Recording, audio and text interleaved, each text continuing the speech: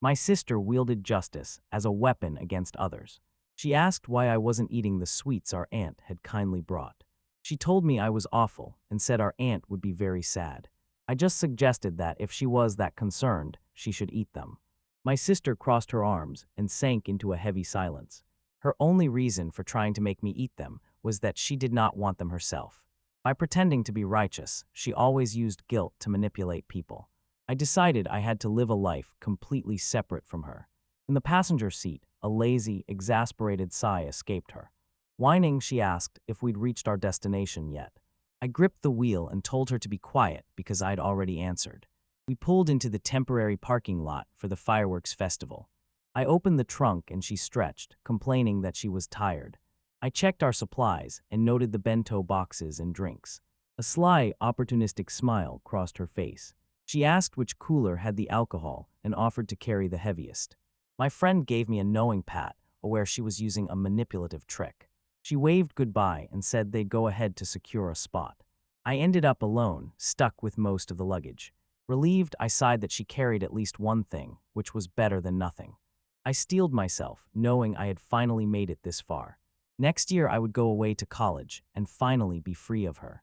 A horrific tearing sound was followed by a scream. My face was a blank mask of stunned confusion. I ended up in a forest, wondering where the parking lot had gone. I murmured in total disbelief that this was the parking lot. I was carrying our supplies, but the car was gone. I looked up at the unfamiliar trees and heard only birdsong. I couldn't tell if I was really camping or still dreaming. I checked my phone in desperation and found no signal. I told myself to calm down. If I kept walking, I could find a town. I took a deep breath and stepped into the dense, silent woods. I soon reached a small, clear stream that sparkled in the sun. Sitting on its bank, I noted how clear and beautiful the water looked. I followed the river a little farther downstream. As the stream opened, a vast, windswept coastline came into view. Panting from the long walk, I stood stunned at the sight before me. I had been walking so long without seeing anyone, and I couldn't understand how that was possible. My stomach growled loudly, cutting through my confused thoughts. Finding the cooler box filled with drinks and bento relieved me. I sat on the rocky shore and started eating to ground myself. The beach looked pristine, with no plastic waste in sight. I knew with grim certainty that I had to prepare to spend the night. The sun slid below the horizon, casting long shadows. Using pliers from our kit, I carefully stripped the bark from driftwood. I appreciated the supplies my sister had accidentally made me bring. Watching survival shows became my only guide in this new reality. I set to the grueling task of making a fire with a bow drill. Unfamiliar work exhausted me and my body strained with the effort. My hands ached and trembled as my strength faded quickly. I had to hurry before the sun set and get a fire going. I was about to give up when a thin wisp of smoke appeared. Smoke poured out and I cried, filled with a sudden, desperate hope. I breathed on the precious ember, tending the flame. At last the fire took hold, and I knew I had to protect it with my life. The forest closed in around me beneath a canopy of stars. The campfire crackled, a lone light in the vast darkness. I lay down, exhausted and grateful for the warmth of my jacket. I fell into a deep sleep, telling myself everything would be fine. I kept hoping that, when I woke up, it would all be a dream. Morning came with birds singing cheerfully in the trees. I woke suddenly, my head still on my backpack. Seeing the smoldering campfire confirmed my worst fear. It was real. I gasped in panic when the precious fire was about to go out. I quickly added more wood and sighed with relief that it had been a close call. I decided to go the opposite way from yesterday to find help. Needing more firewood, I scratched the itchy insect bites on my arm. I forced my way through the thick undergrowth, my resolve hardening. I stopped suddenly, eyes wide, stunned as I thought, this is. I emerged onto a high cliff overlooking an endless, empty ocean. I was hit with a crushing realization that I was trapped on a deserted island. There was no mainland in sight, only other small islands far off. A rustling in the bushes behind me made me spin around, and I called out to see who was there. I sat listening closely and looking back toward the forest. Legs stepped out from the trees, and I whispered to myself, wondering why. I couldn't understand why this was happening to me. I was only here because of my sister. I hadn't even wanted to go to the fireworks, and now I was stranded here. I wondered why I had bothered with the fire, then remembered it was to survive. I stood with a blank expression, feeling the weight of everything pressing down. While looking for a way out, I came upon a beautiful cascading waterfall. I was amazed that a place this beautiful could exist on this island. Bubbles in the pool showed me I had found a source of water. I noticed the new strategic location was near my first camp. A small smile touched my lips, and I thought my luck might be changing. I decided to set up camp here so a ship might see the smoke. Knowing it would be a long ordeal, I started sawing logs to build a shelter. Panting with exertion, I hauled the heavy logs through the woods. I decided to build a proper home and began hammering sharpened stakes into the ground. I drove a post deep into the ground, expecting it to be sturdy enough. Concerned about the structure's strength, I decided to add more pillars. I had a quiet meal by a small fire in my half-finished hut. Staring at my last bento, I knew I had to find a new food source. A sudden noise in the bushes outside made me jump. I peeked out of my shelter and sensed a beast nearby. I thought it could be a boar or a rabbit and decided to finish the walls. Lying exhausted on my makeshift bed, I just wanted a simple bath. Morning arrived and the sky filled with birdsong. I found a river full of schools of fish. I waded into the cool water and splashed while trying to catch one. I raised my prize high, grinning triumphantly, and said, "All right."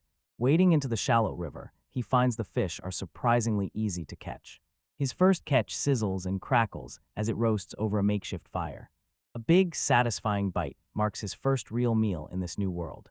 Chewing slowly in his shelter, he wishes he had some salt to add flavor. He switches to spring water to save his remaining bottled drinks. As he drifts off, he decides he'll work hard on the house tomorrow. Kneeling, he digs a trench around his hut to keep the rain out. He carefully plastered the shelter's wooden frame with thick, wet mud. Wiping his brow, he feels proud of the steady progress he's made. Planning the roof, he chooses a vinyl sheet for a makeshift window. The dense forest canopy provides plenty of branches and leaves for his roof. Lighting a fire in the stone-lined hearth, he channels the warmth into his hut. Inside, he sits satisfied that he has built a rainproof shelter. The stones give him a gentle warmth, a good defense against the cold nights. A bold new idea formed in his mind. Next, he planned to build a bath. He inspects the small stone pool he built and decides it will be enough. Using long sticks as tongs, he lifts a red-hot rock from the fire. He helps as the hot stones shatter when they hit the cold water. He makes a mental note to handle the fragile, hot rocks more carefully. Sinking into the steaming water, he lets out a deep, blissful sigh of contentment. Relaxing, he dreams of making a stew because he's tired of plain grilled fish. Autumn leaves catch his eye, a clear sign that the seasons are changing. Shivering in the bath, he feels the air grow colder. His handmade earthenware pot bubbles gently over the crackling campfire. Sipping his stew, he wants more knowledge to enrich his meager diet. The once vibrant forest fades as winter's chill sets in. His finished hut stands before him, a sturdy testament to his survival. He smiles with pride, believing that while it could be improved, it is a success. Looking up, he sees snow has already blanketed the distant mountain peak. Trudging through the first snowfall, he faces the biting cold as a serious new threat. Finding mushrooms on a log, he is unsure if they are safe. Choosing not to eat them, he knows the risk is far too great. Night settles over his lonely hut, the only sign of life in the wilderness. The sharp sound of his chopping firewood echoes through the cold, silent air. Inside, he works to keep the small fire burning against the cold. A plume of his breath hangs in the air as he realizes snow will fall here soon. Worried about his dwindling food stores, he fears the fish are becoming scarcer. He keeps wondering how much longer he can go and how long he can survive. A sudden noise from inside the hut widens his eyes and alarms him. A bright streak of light cuts through the darkness of his small shelter. Sitting by the dying embers, he is startled by a sudden, unexplained event. A chilling thought hits him that he might finally die here. Curling inward, he hugs his knees, crushed by the weight of his loneliness. A zipping orb of light appears, its high-pitched voice frantically apologizing. Bewildered, he flinches back as the light circles him and apologizes for his predicament. The orb of light announces he was pulled into a hero summoning. He learns this is no longer the world he knows. Frozen, he stares in shock as his mind cannot process the words. The orb repeats its impossible message, confirming the terrifying reality he now faces. He asks the orb if he was simply collateral damage. Grabbing the light, he demands to be sent back, but the light refuses. The orb says the summoning was intended for those close to death. Struggling to grasp it, he keeps saying this cannot be his own world. He demands to know what this place is, his face a mask of confusion. The orb gives him a vision of a fantasy world and asks whether this is it. He insists he has never seen any monsters and asks whether it is a spirit. The spirit says it was once a god, but the summoning drained its power. It claims its power returned quickly despite still being weak. The spirit says the summoning was meant to briefly link the two worlds. The explanation rambles through complex ideas about deification and leaves him completely confused. The spirit reveals the hero candidates were 3 humans on the verge of dying. Apologizing again, it says it didn't notice he was involved with him. Stunned, he shouts as he realizes the summoned hero is his manipulative older sister. A grim truth hits him. He must have been about to die too. Looking back, he realizes the human world itself had been in some kind of trouble. A group of powerful, godlike beings suddenly appears before him. Surrounded by a pantheon of gods, he feels overwhelmed by their presence. The small Orpenix pleaded with one of the gods not to reveal the secret. The god, the Fun, firmly tells the panic door that it is too late. Buffin decides to deal with the boy's fate later and ignores the orb's pleas. Miss Hutt, the young goddess, steps toward him as the orb turns into a wolf. Rish failed, the spirit explains, so the summoning spread farther. He blames the spirit for the mistake, but the spirit quickly refuses to accept responsibility. Fafon cuts their bickering short with a glare and tells them to deal with it later. The old goddess Val asked him which of the gathered gods he would choose. Fafon says he must choose a patron god to survive in this new world. They will give him powers and tools taken from the rest of his life. The faun introduces himself as the god of power, fire, destruction, and rebirth. The same dark-haired man identifies himself as Rurdil, of earth, silence, and magic. Gackle of order and magic is an old man with a long white beard. A serious young boy introduces himself as a child of water and healing. Val, the kind-faced old woman, is the goddess of the earth and his harvest. Misha, a cheerful young girl, introduces herself as the goddess of light and wind. Her Alpha, the beautiful blonde, is the goddess of light, love, and beauty. Haralpur says Rish the wolf has lost almost all of its power. Glaring at the weakened spirit, he was annoyed by its earlier overconfidence. He asked whether the powers of the various gods overlap. Buffin explains that many beings appeared, but only the strongest remained. He faces the hard choice of which of these powerful gods to follow. Staring at the assembled gods, he isn't sure if he has to choose them all. Gull explains that choosing everyone would cause their powers to weaken one another. The gods don't get along, he says, so cooperation is unlikely. The strength of the blessing he receives depends on how compatible he is with the god. I should explain how relationships, whether love, friendship, or obsession, affect power. Completely lost, he cannot keep up with the complex divine rules. Galed tells him to think about what he wants to achieve in this world. He asks himself what he truly wants to accomplish. He wants a comfortable life with no unwanted obligations. He wants nothing at all to do with his sister. He also seeks the power to travel this new world freely and without hindrance. I should explain his sister's strong sense of justice, which he knows she uses as a weapon. Gallic says his power grows only when his sister is active. Desperately, he asked what abilities the gods had given his sister. When he finds out she has all the magic and total control, he feels deep dread. Noticing his desperation, the god Gockle prepares to give him a fitting power. Gully lists many skills that end with severance in the ominous hero Slayer. After processing the terrifying name, he accepts the god's offer. The group stands in the quiet, dark forest beneath a starry sky. Gal gives him a magnificent decapitation, sword vital to his survival. The fan's god gives him a heavy pouch of gold to start his new life. Mischit offers a small bag of powder that speeds up plant growth. Golly thinks he should thank the boys for their understanding. The small wolf Spiritrish sleeps peacefully in the snow, its body twitching. He asked the gods if he could bring the vulnerable little wolf with him. He says Rish is powerless, so he will protect it. Gently stroking the sleeping wolf, he tells it he's glad to have it. A soft, scenting sound escapes the spirit as it accepts its new master. Buffin starts the transfer and warns him to be careful with his new abilities. After arriving in grand style, he vows to live a peaceful, comfortable life. Taking in the vast, snowy landscape, he is struck by its sheer beauty. The manor sits in a valley with a small village in the distance. Taking in the beautiful scenery, he is surprised by how warm the air feels despite the snow. He realizes this is less a house and more a mansion. Seeing his reflection in a mirror, he is shocked to find a younger face. Cradling Rish, he stares in disbelief and tries to understand what happened to his face. A blush crosses his face when he realizes God chose his new appearance from 3 youthful options. Cautiously, he peeks around the corner, still trying to process the sudden changes to his body. The entrance hall's fine stone floors catch his eye. A sweeping staircase with a wooden banister rises to the manor's upper floors. A fireplace and a plush tufted armchair make the living room feel well-appointed. Rustic yet fully equipped, the kitchen features a large brick oven and generous countertops. Standing in a large library, he notes the room's impressive size. Peering into another room, he wonders what else this grand house holds. A massive pantry with shelves packed with food leaves him speechless. Cradling Rish, he recognizes familiar foods and feels like he's in a dream. He discovers a large wooden barrel full of live trout and salmon still swimming inside. The familiar fish make him think there might be a connection to his old world. A loud growl rises from his stomach at the sight of so much food after months of starvation. Seeing his grimy hands, he decides he needs to take a bath before he eats. He settles into the hot, steaming water of the clawfoot tub and sighs deeply. Bathed in warmth, he feels a deep happiness and peace. Curious about polishing rice, he tests his new divine skills.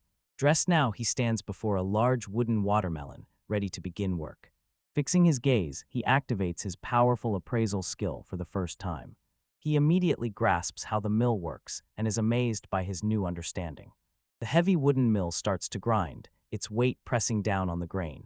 He discovers Rish fast asleep in the wicker basket he prepared for the spirit. He remembers that Rish gave itself to him and that he will sustain it with his power. Gently, he strokes the sleeping wolf and promises to give it meat when it recovers. In the kitchen, he skillfully slices a head of cabbage into thin, even slivers. He generously seasons a thick-cut sirloin with freshly ground pepper. A seasoned steak hits the hot pan with a loud, satisfying sizzle. Expertly flipping the steak, he admits he craves that strange combination. He remembers his monotonous island diet of nothing but fish. Lifting the lid off a wooden pot, he reveals perfectly steamed white rice. Beautifully plated, the finished meal gleams with the promise of deliciousness. Folding his hands, he offers a sincere prayer of thanks for the meal. Gripping his knife and fork, he cuts into the thick, juicy steak, ready to eat. He lifts the first perfect, juicy bite of steak to his mouth. The flavor hits him and he can only say one odd word: delicious. Savoring the juicy meat, fluffy rice, and crisp cabbage, he enjoys a perfect combination. Sitting alone at the large table, he comes to the profound realization that he has survived. At last he sinks into the soft, comfortable bed, a luxury he hasn't had in months. Falling asleep, he's grateful he no longer fears the fire going out. Accepting his new reality, he knows he will live in this unfamiliar world. The next morning he wakes up feeling the bed is almost too soft to sleep in. A new day begins as the sun rises above the roof of his new manor. A week later, he hangs laundry out to dry in the yard. Most of the week, he slept to recover from the harsh life on the island. Feeling rested, he finishes his laundry with a satisfied smile. In the kitchen, his skills show him recipes he can make with different ingredients. He's thinking of making ramen, a dish that reminds him of his old world. Although he has kelp, he realizes he can't grind the wheat into flour. He looks at the sacks of wheat, knowing he can't use them until they're milled. A warm, comforting meal of grilled fish with soup and rice sits on the table. Choosing a simple meal, he savors the familiar, comforting flavors. He decides to shop for containers to hold the flour after he mills it. He spreads out the large, detailed map the gods gave him and plans his first trip. Scanning the map, he looks for the area the gods had pointed out. After finding his destination, he activates his transference skill to travel there. On a hill he appears, the walled city of Kassam spread out before him. The map and his expertise point him to the frontier city of Kashum. He knows Kassam is a hub for adventurers hunting monsters in the nearby forest. A guard at the city gate asks to see his ID and travel permit. Explaining his situation, he sees the other adventurers staring at him. He wonders whether his new clothes or his divinely changed face are making him stand out. Wearing a new hooded cloak, he feels free to explore without attracting attention. At a market stall, he examined a piece of rough-spun cloth and noted its poor quality. At a general store, he looks through the various goods for sale. While shopping, he finds some items he needs and thinks of his companion Rish. Clutching his money pouch, he knows it holds a large sum from the gods. A strangely shaped ornate bottle on a nearby shelf catches his eye. Seeing the elegant bottle, he knows it's a potion, a common item in video games. He uses his appraisal skill to learn about its ingredients. Walking past a food stall, he is curious about the food in this new world. Inspecting sausages reveals bacteria that make him recoil. He flinches at the sight of a ladle being used at a nearby stall.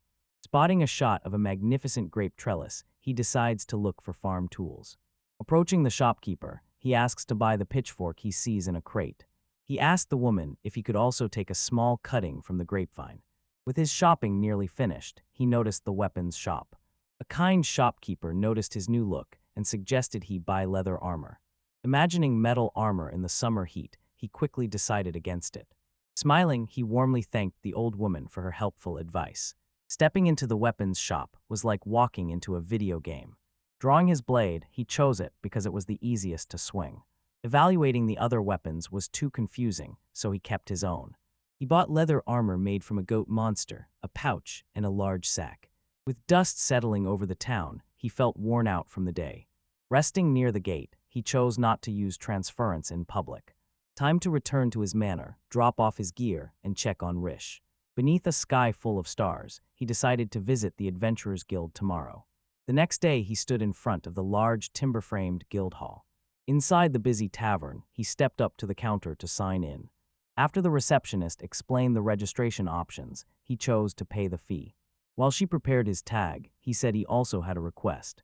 Waiting, he pulled a thick, old book from a nearby shelf. Reading about the forest of monsters, he found it was a valuable resource. The guide described the local terrain and how to use monster parts. A cheerful yo interrupted his reading as a figure approached. A burly adventurer asked if he was the one looking for an escort. A novice, he said he hoped to learn from a safe party. Dean, a silver-rank adventurer, introduced himself as his guide. The protagonist was surprised that a silver ranker would accept such a simple quest. Caught up in the moment, he agreed to the day's plan. It hit him that he was being swept along by Dean's forceful energy. The twin-tailed girl stormed over and told Dean not to decide things alone. Dean brushed off her complaints, telling her not to be picky. The protagonist grew annoyed, recognizing the guild's favorite tedious noble quest. He tried to tell them he didn't want to be pulled into their drama. The girl argued with Theen over their partner Chris getting all the good jobs. From the side, she gave the protagonist a pleading look. Dean complained he didn't want to be tied to the guild. Standing with his arms crossed, he didn't want to be tied to a single partner. Emma leaned in and asked him gently to cooperate. She said they were siblings and he was being too indulgent. Kina, another girl, appeared and called out the name of a meal in exasperation.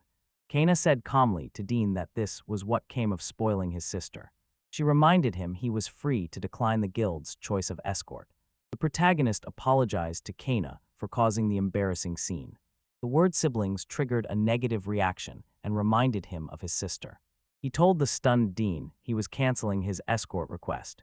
Amo, misunderstanding the situation, smiled broadly and thanked him profusely. She assumed he would find another party for her, but he quickly denied it. Turning to the receptionist, he said he no longer needed the escort. Stunned by the sudden change in his plans, Dean called out. The receptionist apologized for the disturbance and offered to refund his fee. He asked to receive the adventurer's handbook instead of a refund. He left the guild, the building standing stark against the sky. On the street, he let out a tired sigh of relief. He decided he would not tolerate complicated sibling drama in this world. A playful, ethereal voice whispered, asking why he wasn't using his severance. Misha, the goddess, appeared and reminded him that only he could see her. She warned him to be aware that she and the other spirits were watching him. He wondered whether she was being simplistic, but she insisted he just pay attention. Teasing him, she said he might be thinking naughty thoughts, and he denied it outright. Using his severance skill too often could be a problem, he thought. Mission explained that the skills affect weekends across a broader range of targets. Out loud, he wondered whether the power really weakens as the number of targets increases. She clarified that it makes people around the target avoid the topic. With a wink, she told him he could use it if he remembered. He met her gaze and quietly thanked her for the advice. Smiling warmly and contentedly, she was pleased to have helped. When she disappeared, a gentle gust of wind swirled where she had been. Despite his lack of power, he wondered if a god had taken an interest in him. At the city gate, he steeled himself to enter the monster-filled forest alone. The guard inspected the adventurer's new tag and waved him through. He left the safety of the city's tall stone walls and stepped into the wild. Consulting the handbook, he found that monsters' roam was just outside the gate. He read that the creatures he'd encounter were known to have horns.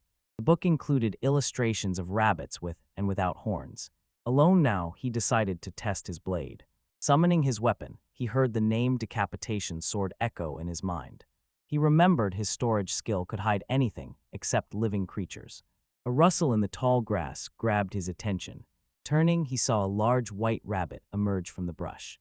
The rabbit froze, its nose twitching as it stared at him.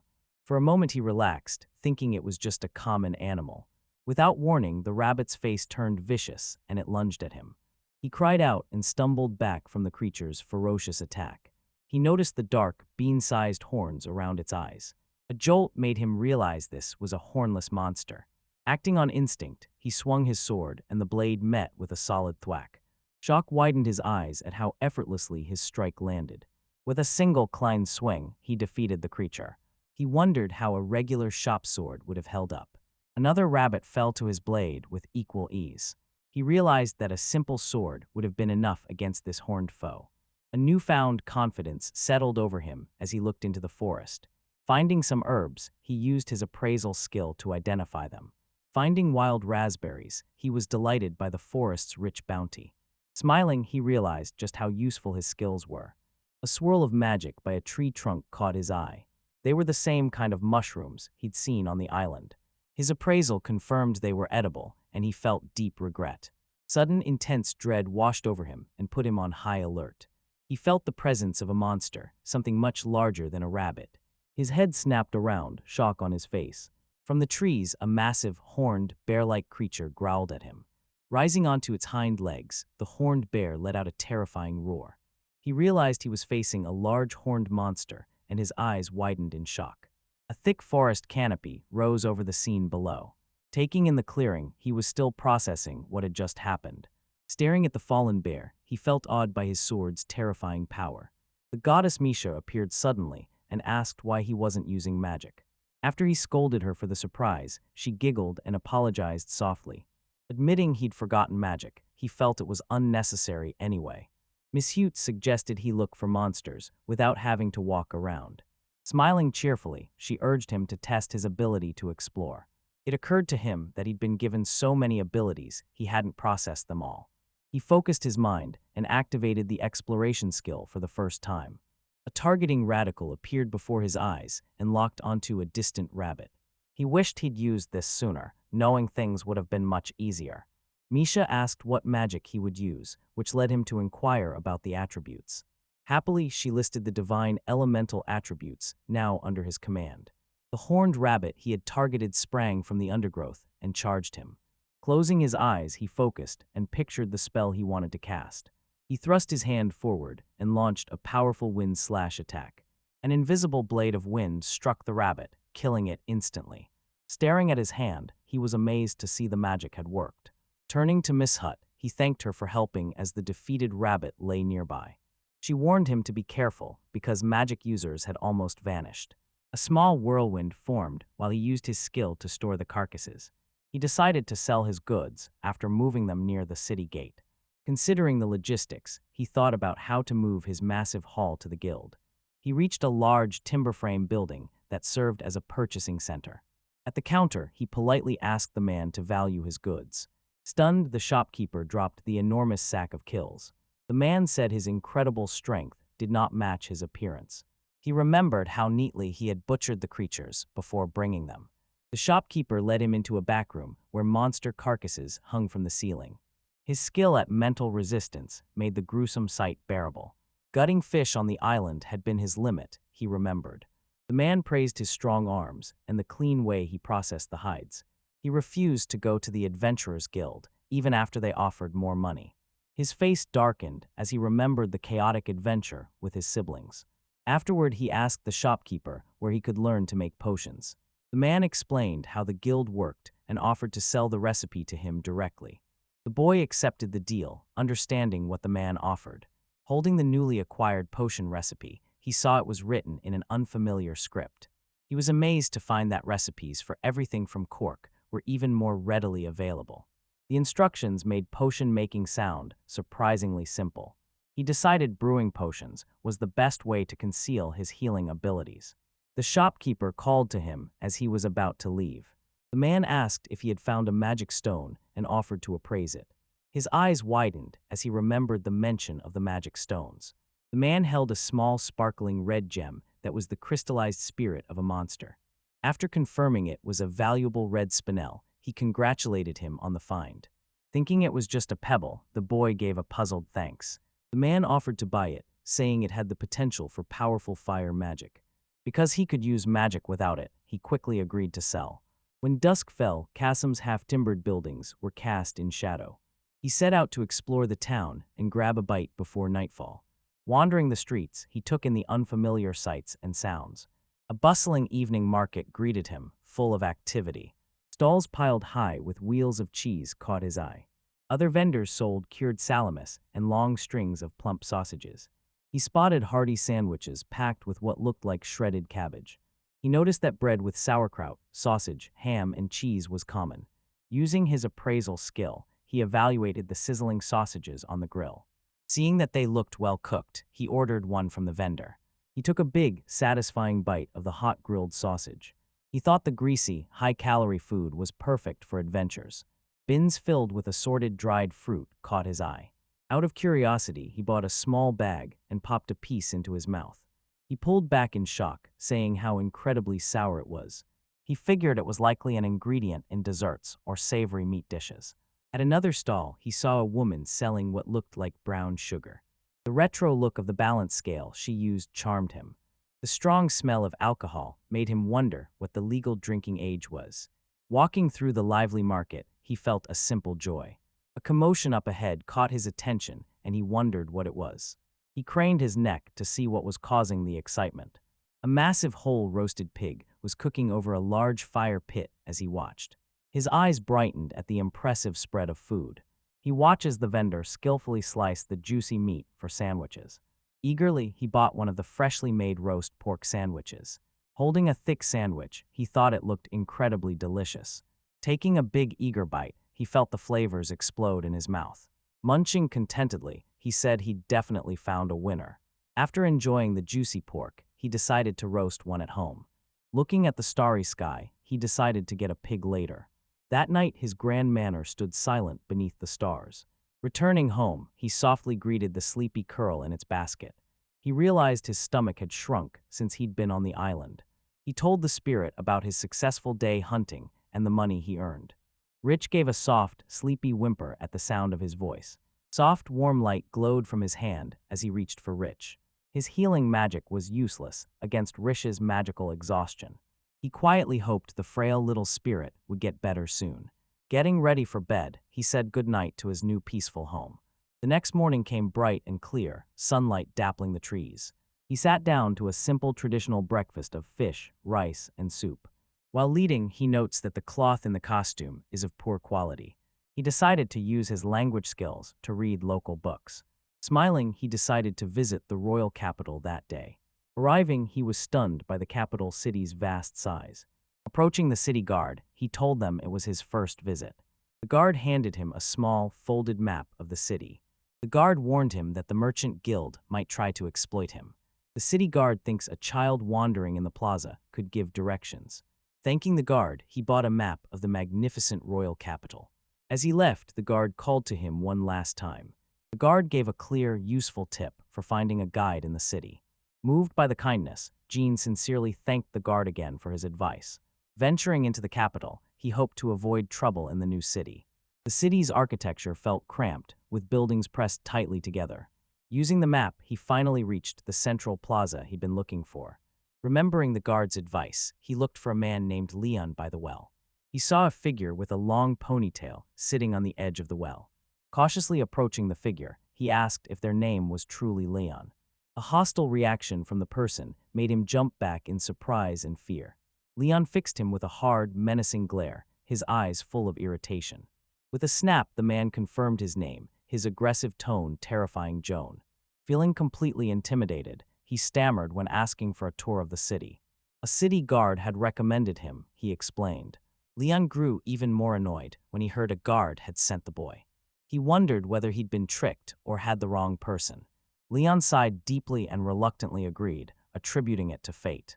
As they walked together, Jean asked whether there were any important sights to see. Lan said the castle had the best view in the capital. He quickly added that commoners were not allowed on the castle grounds. John couldn't understand why he would recommend a place that was off-limits. Instead, he asked for recommendations for shops or places to eat. Leon's face went dark when he said he needed to get to a famous restaurant. John couldn't understand why his simple questions upset his guides so much.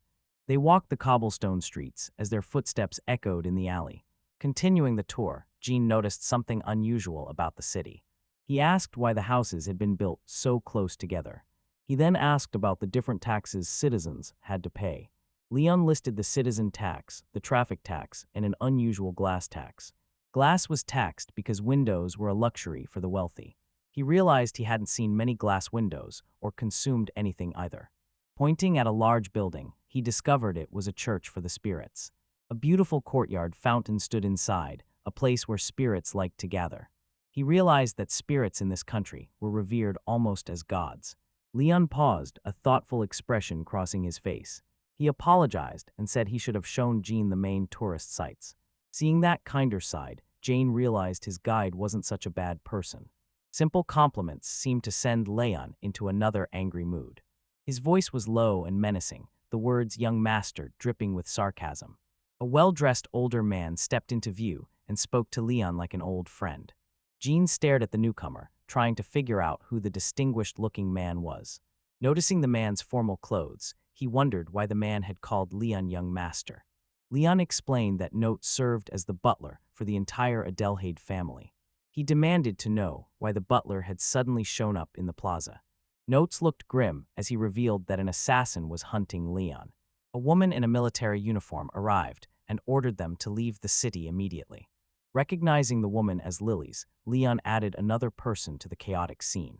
Pointing to a waiting carriage, she insisted they leave at once. Leon stood his ground, stubbornly refusing to flee the danger. The butler calmly tried to present the escape as a strategic retreat. Impatient, Lily's grabbed Leon's arm and pulled him toward the carriage. A quick strike with her sword's pommel hit his stomach and knocked him down. Note caught up with the breathless Leon, complaining that they were wasting precious time. For a brief moment, Lilith felt remorse for her violent but necessary action. Demanding an answer, she asked why they weren't using a potion to heal him. Jean saw that Leon was still in a lot of pain. Completely lost, he was swept into a drama he didn't understand. Seeing the crowd grow, Lily's urged them to move before they drew attention. John stood by the carriage and knew he had to help. He offered his homemade potion to the wounded Leon and his companions.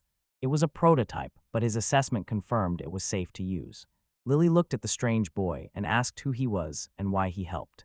Introducing himself as Jean, he said he was just on a city tour. Note told Lily's they were on their way to a shop. Lily's absorbed the new information and tried to make sense of the situation. She grabbed Jean's wrist decisively and pulled him toward the waiting carriage. Inside the carriage, carefully administered Jean's potion to the groaning Leon. Leon tipped the vial and drank the healing liquid in one gulp. The potion took effect quickly, and the pain in his expression eased. Jean watched anxiously as his heart pounded, hoping his potion would work correctly. Leon, now recovered, thanked Jean sincerely for the timely help. All Jean wanted was to be let go, his shopping trip completely forgotten. Leon looked down, still feeling the lingering pain from the blow. Disoriented, he asked where they were, and the note told him they were inside. He insisted that during his exile, he had done nothing to justify being on the run. Lily said his younger brother was the source of the current danger. His brother seemed to have committed another crime, making the situation more complicated. Lost, Jean struggled to piece together the family drama. Note urged his master to retreat, doubting his decision to act as a guide. At last, the carriage stopped in front of an elegant building. Note urgently called his young master by a different name. Inside a tailor shop, Leon quickly asked for some new clothes. He apologized to Joan for how violently their tour was interrupted. John pressed them to hurry, but Leon seemed willing to leave it to the tailor. Lilith had previously introduced herself to Jean, revealing her noble family name. She gave him a ring as a token and told him to stay away for now. Taking the ring, he felt unsure what lay ahead for his new acquaintances. At last he asked why they kept calling Adelhyde Young Master, a male title. Adelhyde revealed the truth with dramatic flair, announcing she was a woman. John was speechless, his mind reeling from the revelation. Adelhyde said her boy's demeanor and flat chest caused the confusion. Giving a final knowing wink, Lilith left the shop. Apologize for the trouble and tell him the clothes are a gift. Alone in the upscale boutique, he wondered what kind of clothes they sold. Maids immediately surrounded him to take his custom order. He realized it wasn't a simple clothing store, but a high-end tailor. By the end of the fitting, he felt utterly exhausted. After finding a quiet alley, he decided it was finally time to leave the city. After a long day, Yin uses his storage skill to stow his purchases. After buying sheets, a bed cover, and books, he decided to eat before sightseeing.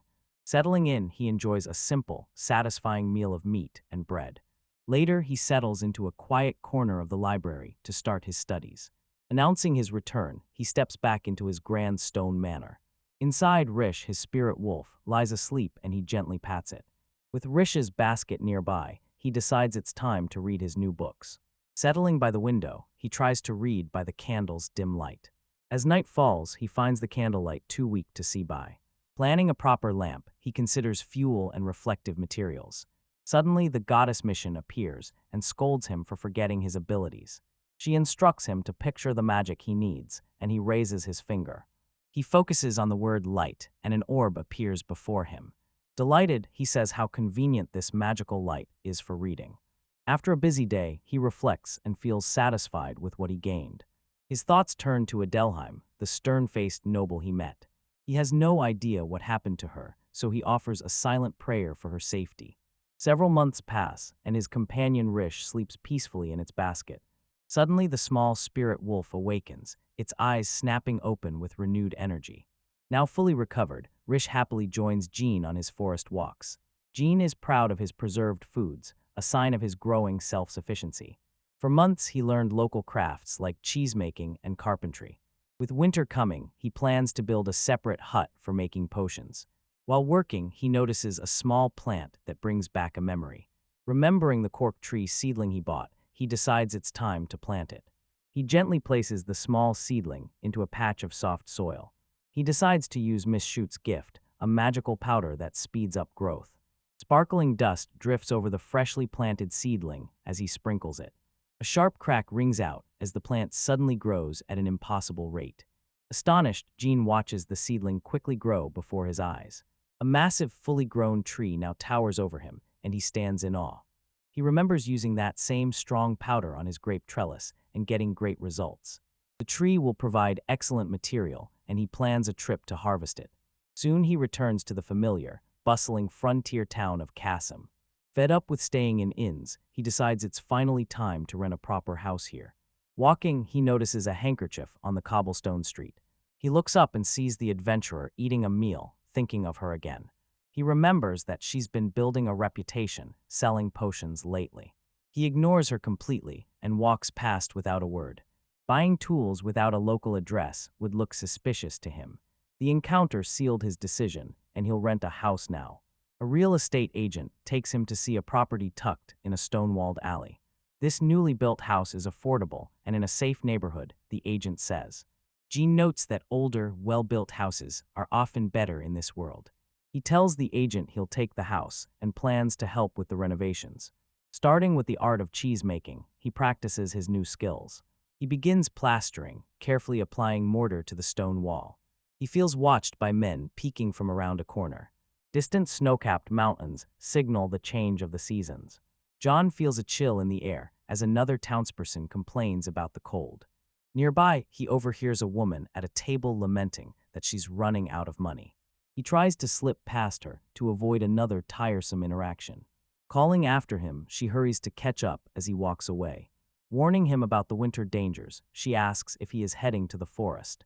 He thanks her for her concern, saying he is aware of the risks. Grabbing his arm, she insists his life is worth more than money. He says firmly he's not being reckless, and his stern tone startles her. Letting out a cry, she stumbles back, pretending she lost her footing. Sitting on the ground, she winks and says she just tripped.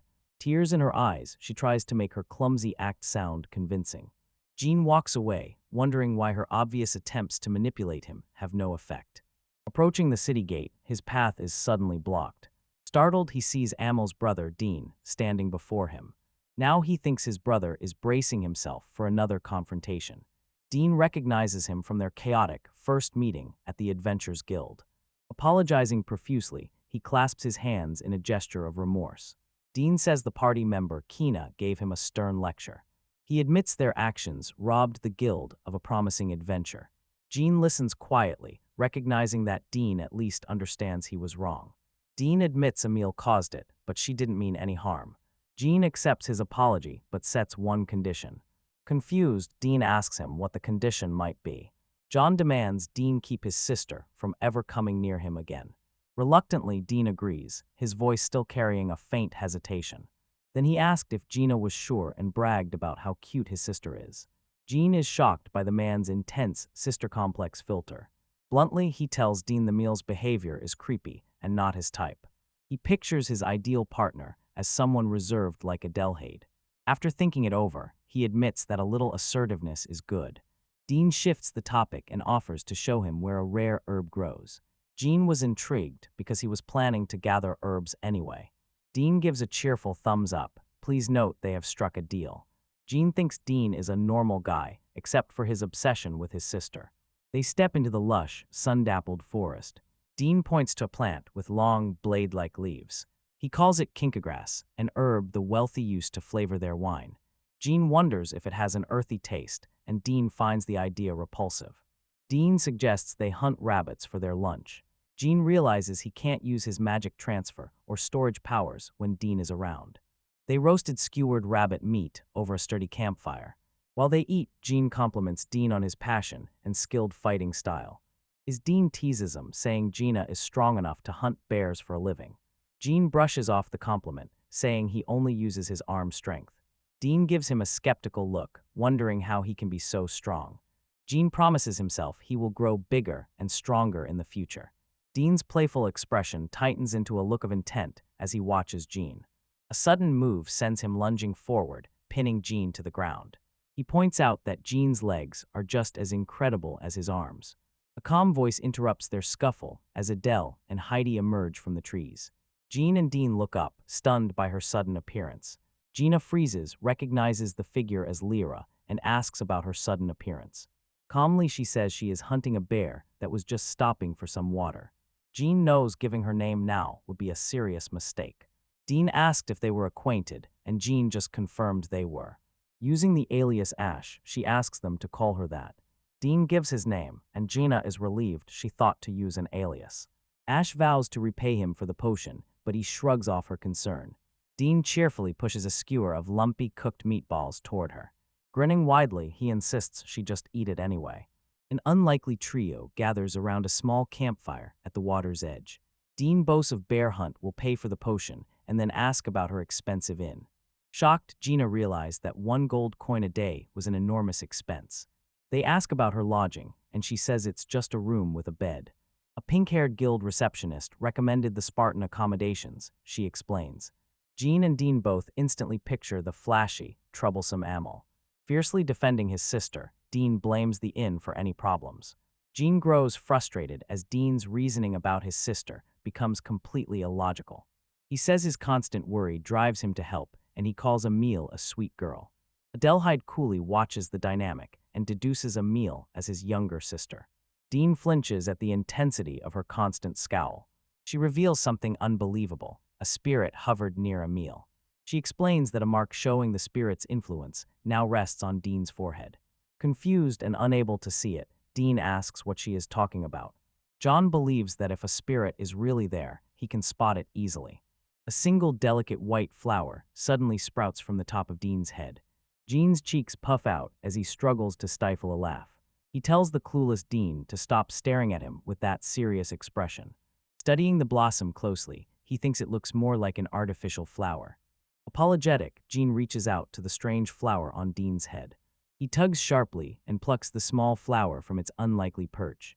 As soon as the flowers were removed, Dean's eyes rolled back in his head. Dean falls hard to the ground, while Jean quickly apologizes. Adelhyde explains that the spirit's influence was cut, and Jean now seems able to see. Confirming he can, his thoughts turn to his spirit companion Rish. Rish is shown a spirit whose influence Jean is usually suppressed to preserve normalcy. She is shocked to learn that only her father shared this sight and suspects a bloodline trade. Only she and her father can see them within her family, she clarifies. She warns him to be careful because his powerful ability is highly sought after. John looks concerned and agrees to heed her important warning. Jean glance stands over the unconscious Dean and decides to silence him for now. He thinks it would be a joke if they left him, but nobody has told him any secrets. Asha asks if he was worried her true identity would be discovered. She asked if Dean was his friend, and he admitted it was only their second meeting. Adelhyde's face falls into shadow, stunned by his revelation. Shaken, she realizes her thought process mirrors Jones's exactly. Pressing a tired hand to her head, she admits the misjudgment was her own. Jean watches her and thinks she looks like someone who attracts bad luck. Sitting by the fire, Jean brings up a new topic. She asks if he can see her spirit, and he wonders which one she means. A tiny bird lands on her head and keeps pecking at her. Jean is surprised by how attached the little bird seems. While the bird keeps working, he asks if the pain is dull and constant. When he asks if it hurts, she says calmly that she's grown used to the egg. He thinks even a sharp peck could become a dull, familiar ache. Inside, Jean Lean watches the tiny bird perched on her head with curiosity. A strange band of light rings the bird's neck like a halo, catching his attention. With a steady gaze, he uses his unique appraisal ability on the creature. The outcome shows the spirit intends to make her more masculine, leaving him stunned. He asks why she has endured this for so long and questions what purpose it serves. She says it's to make her a suitable heir, so he asks about a brother. She says her father was drunk when she was born, and John misinterpreted it comically. Raised in a family that valued martial skill, her father gave her a spirit of strength. He finds the story odd and doubts that strength alone makes someone manly. Confused, she admits she doesn't know the contract's specific details. He advises freeing the spirit because it seems to be suffering. Adelhyde looks down and quietly agrees with his assessment of the situation. She says it was supposed to be released 2 years earlier, but the mage fell ill. Turning to him, her voice full of hope, she asks if he can free it. Confident he can handle the collar, he suggests they try it back in town. Grateful, she agrees and promises a reward, no matter the outcome. Asked about her lack of funds, she simply says she will hunt a bear. He suddenly remembers that her original reason for being here was to hunt a bear. From the clearing, a voice calls out with a loud, heartfelt apology. Dean awakens, apologizes profusely, while Adelhyde explains he was just charmed.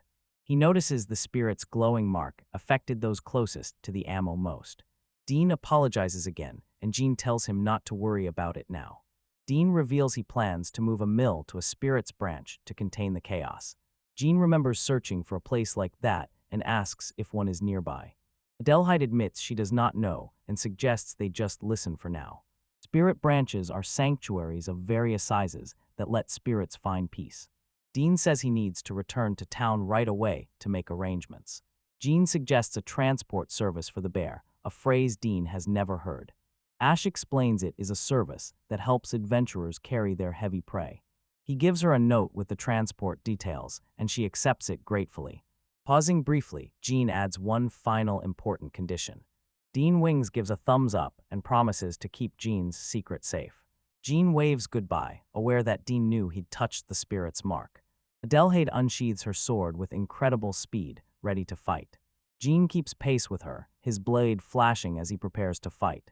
The large wolf collapses to the ground, felled by their swift attacks. She praises his efficient fighting style, and he accepts the compliment modestly. He says he's simply copying her expert technique with his own skills. A transport driver shouts in protest, saying the load cannot be moved. Straining under the weight, the driver tells them to carry the rest themselves. From behind, the cart sags under the immense weight of their haul. Adelhyde says the wolf hunt paid off, even though they didn't find a bear.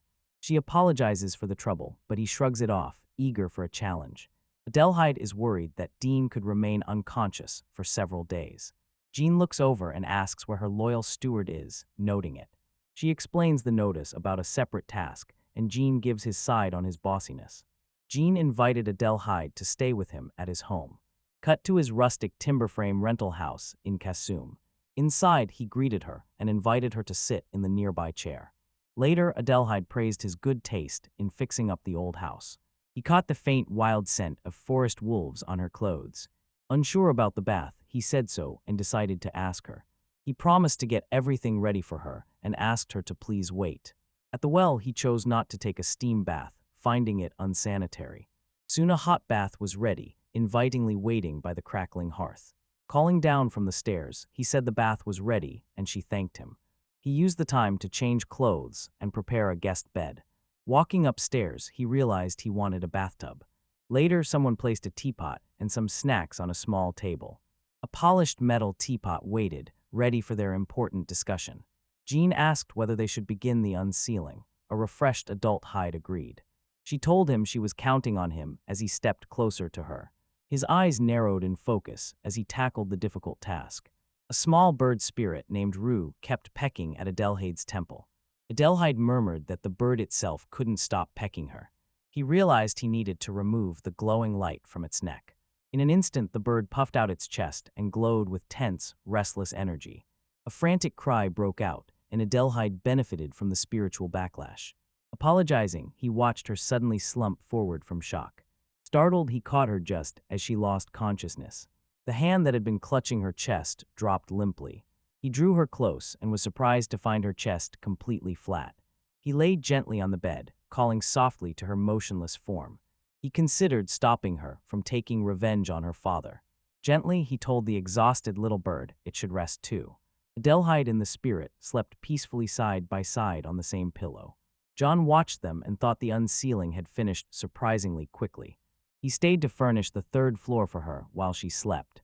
Busy preparing, he gathered books and other supplies. He brought a tray with a drink in case she woke up thirsty. He kept working to make the house more comfortable. In his usual way, he called to his spirit wolf companion Rish. He apologized to the happy wolf for not giving it much attention recently. He gently scratched Rish's fluffy cheeks as it licked his hand. Thoughts returned to Kasum. Adelhyde still gave no sign of waking. He suddenly felt a powerful, divine presence appear behind him. In Val, the goddess's mission appeared, joined by the god Vafon. Jean froze, asking why the gods had suddenly appeared at his home. The fun got straight to the point and said they had a request for him. Val asked if he was willing to name the spirits who had fled there. Miss had said his sister was using magic recklessly and couldn't see them. The fawn complained that her stubbornness had been causing a mess for a year. He said she was taming spirits, but becoming overconfident with her power. John repeated his sister's name, Namina, which sounded unfamiliar to him. It occurred to him they were talking about the orb of light from the summoning. He made clear his dislike of her when he saw she was still gaining power. Miss Hit feared that once Namina could see spirits, she would dominate them. Vafon said the spirits' constant racket was unbearable. Val wept as they explained that the hero's actions would have widespread consequences. Jean asked what effect it would have. Misha told Jean to see for himself. She pointed to the window and told him to look outside. He closed his eyes briefly to brace himself for what he might see. Eyes snapping open, he looked toward the window. A terrifying horde of small glowing spirits pressed against the glass. Gasping in horror, he asked if they were all spirits. It was too much. He realized he'd been living among them unnoticed, and that was for the best. Misha said they were drawn to his power. He asked what he should do. Val suggested that naming them would free them from his sister's control. It was mischievous of the spirits to choose him first before they were tamed. Overwhelmed, he asked whether he could even name so many. Vafon suggested using numbers and said he could rename them later if he wanted. Veilgate added that spirits could receive new names from those who liked them. Jean thought about the spirits' pecking order. Someone they liked ranked above him. Vafon told him the spirit's name would lend him power. Jean understood. Miss had said they should start outside because the spirits could not enter. She told the spirits to line up to be named for his comfortable life. Jordan sat at the table and began the task, calling out their new names. Going down the list, he named each item by its color and number. 1 hour later, he reached yellow 52, but the line was still there. Worn out, he collapsed onto the table and groaned that he needed a break. A small spirit floated down and kept poking his cheek. He shot upright and said he had to go check on Ash. Using his transference skill, he slipped away from his duties. Reappearing in Consume, he let out a soft sigh of relief. Believing he had escaped, he found the goddess Miss Hut waiting. Surprised, he asked whether she had followed him, but she only giggled. A tiny bird spirit flew to him as he neared the bed. Misha confirmed the little bird was a spirit, just as he already knew. Jean explained the person in the bed was Adelhyde, known as Ash. He told me that she had collapsed when he tried to release the spirit. Sudden, intense concern crossed the goddess's face as she looked at him. She said dramatically that this was a first and severe hardship. Hovering above the bed, she repeated the dramatic line with a flourish. John froze as he realized Misha could see Adelhyde clearly as a woman. Misha accuses him of being a bad person who is about to take advantage of her. Wagging her finger playfully, she told him he was wrong. She laid her hands on Adelhyde's forehead and gave a gentle blessing. After she stepped in, Adelhyde should be fine now, she said. She reassured John that Adelhyde would be fine, leaving him very relieved. She said not to worry, expecting Adelhyde would wake the next night. Misha then asked him the name of the small bird spirit. He remembered his appraisal skill, naming it Rue. He said its old contract had been broken and a new one could be made. Misha told him the little spirit wanted him to name it. He thought about the fluffy Chan for its soft feathers, but decided against it. He leaned closer, saw its bright blue feathers, and started to think. Searching for the perfect name, Jean suggested the name as to the small spirit. The bird nuzzles his cheek affectionately, clearly showing its immediate approval of the new name. Smiling, he explains, he took the name from the Italian word for blue. Newly christened as lets out a cheerful chirp, as if asking to stay. Watching Adelhyde sleep, Jean knows she will miss her longtime companion. Deciding to resume his duties, he asks Miss Hut if they should return to the manor. He uses his transference skill to return to his estate beneath a starry sky. To his surprise, Gackley and Rudil are waiting for him too. Sitting at his desk, he starts the long, hard task of naming the spirits. Finally, he finishes and is told the gods will come back if any more appear. Feeling a surge of power, he tries to cast a light spell, but Adelhyde tells him to wait. It's too late. A blinding, explosive flash of white light bursts from his hand. Crying out in pain, he shields his eyes from the blinding light of his own magic. Adelhyde watches, exasperated, and reminds him she had clearly told him to wait. After tempering the spell with darkness, she tells him it's safe to look. Miss Hut explains that the incredible power came from the shared gratitude of all the light spirits he named. Goddess Val warns him to learn control, since such power is dangerous without clear visualization. Sheepishly, he remembers Misha's earlier advice to imagine the magic and realizes his mistake. A loud growl from his stomach breaks the divine tension. Muttering to himself, he says it must be about time for dinner. Turning, he sees the entire D.A.D. Pantheon watching him expectantly. Trying to be a gracious host, he asks with a tired smile whether they will stay to eat. Right away, the gods call out their unexpectedly picky food requests, from honey to plain salt. He makes a simple, delicious grilled fish served in hearty pork soup. Sipping the warm soup, he quietly says it's delicious. He looks up from his bowl and sees the surreal sight of his divine dinner guests. Goddesses Miss Hut and Harolfa savor honey and wine with quiet elegance. Elder gods Gekkel and Val seem content with simple bread and tea. John keeps thinking how strange and surreal this scene is. Young god Rurdil happily takes a spoonful of salt and remarks on its special quality. Gina Sif is actually fine just eating salt and is concerned about the boy's well-being. The odd meal leaves him unsure if spirits can eat at all. I should explain that humanoid spirits can eat, but they cannot actually taste it. They prefer to savor sensations like morning dew or the scent of flowers, she explains. As Jean takes this in, his spirit wolf appears, clearly begging for a bite. Gently scolding the fluffy creature, he asks it to wait until he finishes his meal. Fafan looks at Rish and reveals that the small spirit used to be his powerful master. Jean looks down at Rish with wide eyes, confused by the sudden revelation. Meshat giggles said the old Rish was unapproachable, but this version is undeniably cute. She apologizes, saying she still has some doubts about the spirit's true nature. Her sudden change in tone leaves John completely baffled. God explains Rich's tragic past as that of a destructive deity who shook the earth. Arrogant before its fall, the spirit crushed anyone who opposed its selfish desires. Jean stares at the fluffy creature in shock, declaring it was an alpha dog. Mishit, the goddess, watches, completely bewildered by the unfamiliar term alpha. He describes an alpha as a pax leader and how that dynamic can be unhealthy. He adds that living by human rules requires respecting the proper order of things. Gali reminds him that Rish is a spirit, not an ordinary wolf. Jean asks whether a fan of wolves and a fan of spirits are really that different, but gets only silence. Gal issues a stern warning. Rish's is highly intelligent, stubborn, and should not be underestimated. Jean just looks at Rish and thinks that whatever its past was, it's very cute now. Misha warns him to be careful, and he thanks her for her ongoing warnings and concern. Taking his hands, she calls him her precious one and admires his roguish charm. Mishit offers a final, heartfelt thanks as the gods begin to fade.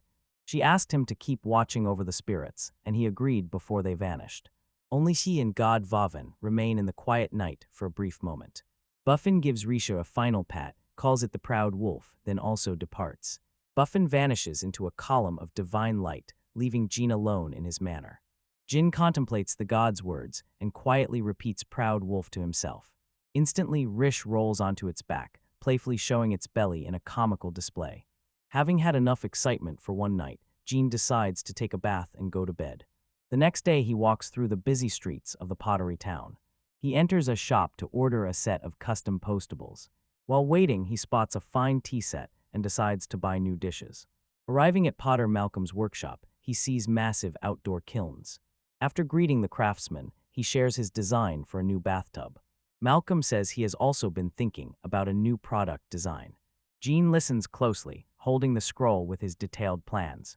Malcolm brings up a timely inquiry from a noble in the neighboring country Starling zone. When the noble asks for a tub with cat's feet, Jean instantly knows it's his sister's party. Malcolm eagerly asked for his help, and Jean agreed, figuring he might as well cooperate. Leaving the workshop, he is struck by how his past keeps reaching back to him. Back at the rented house in Kassam, he checks on his recovering guest. Inside, Adelhyde stirs with a furrowed brow as she slowly regains consciousness. Jean steps into the room with Az on his finger and quietly asks if she is all right. Adele covers her eyes, then they fly open in surprise, and she lets out a small gasp when she sees him. Thanking him for his help, she asks whether she has any painful injuries.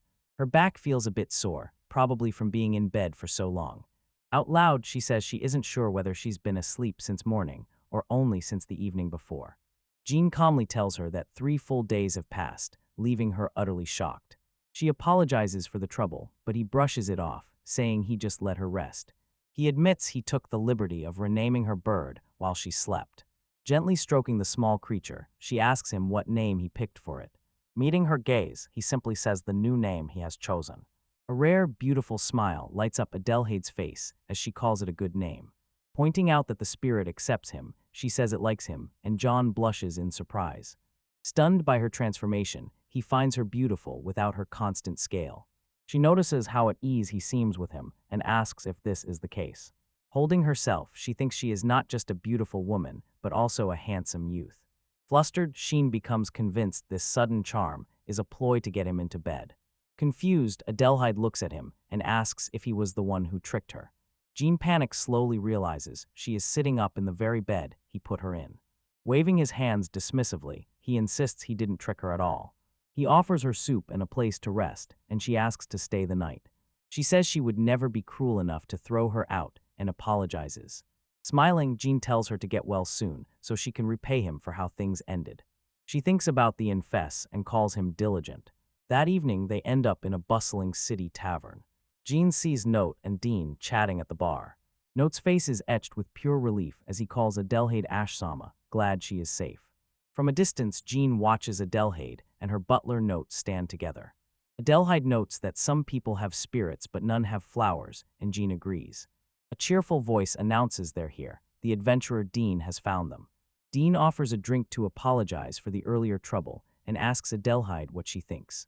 Adelhyde says she is Ash and that her companion Note used to be an adventurer. Jean watches them, convinced that any group of 2 or 3 is the same. 2 large wooden mugs of frothy ale sit on the tavern table. Dean asked Jean whether he has a type and mentioned his sister Amel. Dean tells Jean that a male spirit affinity attracted many adventures and asks her to keep it quiet. He's slowly admitting his sister's spoiled nature needs to be corrected.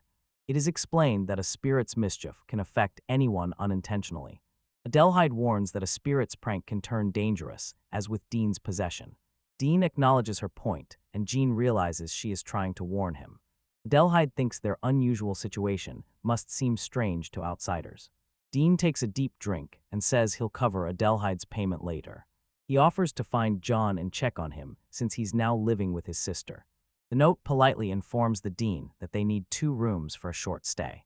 Jean sips his ale, noting that at 15 he can drink without guilt, though the taste is unimpressive. Dean calls to him, drawing his attention. He questions why John behaves like a mid-level adventurer despite being clearly different. Dean offers to introduce him to a dependable adventurer who handles requests reliably. John accepts the offer, saying it would be a great help. Dean proposes they meet at the same time tomorrow in Jean, Greece. Hesitating, Dean says he has one more thing to tell them. He warns Jean and Adelhyde to be careful about their strange attraction to each other. Pointing at Adelhyde, he tells her to stop searching when things get strange. Jean speaks up and says he agrees about her scowl, surprising Dean. Fuming, Dean calls them the strange ones as a man peeks around a corner, annoyed. Joan wakes in a soft bed as a new chapter begins, with Rich sleeping nearby. Jean sits up and cheerfully wishes his spirit wolf, Rich, a good morning. Lifting the fluffy Rish into his arms, the creature responds happily. From his window, he sees a snow-capped mountain peak and knows winter has arrived. Bacon and a sunny-side-up egg sizzle in a hot pan. He fills a pot with water to prepare for cooking. He spreads a thick layer of plum jam over a slice of toast. He takes a big, satisfying bite of his breakfast. He decides the pairing of sweet jam and savory cheeses is excellent. He sips his morning drink and quietly thinks about the coming cold season. A painful memory flashes of his first miserable winter, struggling to survive on the island. Now that his plates are empty, he gives thanks for the wonderful meal. Standing up from the table, he gets ready for his meeting in town. He steps into the familiar, rustic streets of the frontier town Kazum. Wearing a dark hooded cloak, he introduces himself as Zhang. Adelhyde and Note arrived and introduced them as Ash and Note. Adelhyde says she wants to properly settle payment for the potion. Jean tries to brush it off, but she insists on paying him back. Her expression becomes very serious because she thinks he is being too reserved. Jean suggests they take care of it after her living situation stabilizes. Adelhyde accepts his terms, and Note bows respectfully to show understanding. When someone calls his name, Jane raises his hand in greeting. Dean waves from a nearby doorway, beckoning him to come over. Dean introduces the rugged man at his side as Retzi, and Jean offers a polite greeting. Brett returns the greeting, but admits he's not very good with formalities. Jean shakes his hand and wonders whether this is the reliable adventure Dean mentioned. Ritzy faces Dean with a stern expression as he calls his name. Suddenly pinching James' cheeks, he complains that his pretty face will attract women. Dean winks, admits he's not as cautious as Gina seems. John's face lights up as he blames the gods for his good looks. She can call out to the startled Retz to get his attention. Red Sea shifts his expression towards serious and agrees it's time for them to leave. Dean asks if Rezi is content to complete the quest normally, and Rezi confirms. John playfully asks whether Ritze is self-conscious about his face, and Ritze denies it. After completing his first official request, he steps into the snowy forest. Their feet crunch through the snow as Ritzy explains their main objective. Ritzy says in winter, he hunts rabbits for their excellent meat and fur.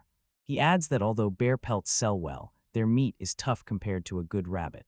John says the reward for bears has recently dropped. Let's ask Jean to take a look and tell him that he and Ash are the reason. Pointing to the ground, he shows how to read a monster's trail in the grass. Impressed, Jean finds Red Sea cool and professional. Rhett says a rabbit's hind legs are larger than its front paws. Jean correctly identifies a set of linear tracks as fox tracks. Retz identifies a nearby trail as belonging to a horned rabbit. Jean asks how he can tell. He points at a faint, clear claw mark in the snow. Retz figures out that a monstrous fox is hunting it. Jean is amazed by his skill. John realizes he has only relied on his skills, not on careful observation. Retz explains that his short bow works on normal animals, but not on monsters. Calmly drawing back his bow, he keeps his aim steady and focused. Spotting his target, he releases the arrow toward the monster rabbit. An arrow hits its mark and the rabbit stands stunned, its eyes swirling. According to Retz, monster rabbits are easy prey because they approach out of curiosity. Gina Grease asks whether he can also watch him hunt a fox. At a local shop, a woman praises Ritzai's clean, precise butchering skills. Jean admires Red C's excellent social and professional skills. A round of celebratory drinks arrives at their tavern table. Jean thanks Ritzai for the day's lesson and says he learned a great deal. Ritzy thinks John is strange because he enjoys his simple, practical hunting style. Jean, flustered, says Red C's methods suit his slender arms better. Reddy laughs and urges him to drink more. Jean thanks him sheepishly. That night, Jean's manor sits quietly beneath a starry sky on a snow-capped peak. The next morning, Jean rolls up his sleeve, ready to start a new routine. Collapsing during push-ups, he vows to start strength training. Rich watches, confused. He arrives on a town street lined with neat, well-built houses. The visitor greets Malcolm, the potter, and Malcolm welcomes him into his workshop. Malcolm proudly reveals the gleaming Finnish cat's foot bathtub. Jean is amazed. Jean thanks him, and Malcolm asks how he will carry it home. An awkward smile crossed his face as he realized he had completely forgotten about that logistical problem. Unable to use his storage skill, he panics. Malcolm suggests arranging a card. Jean quickly says he hasn't handled it and asks the potter to just wrap it up.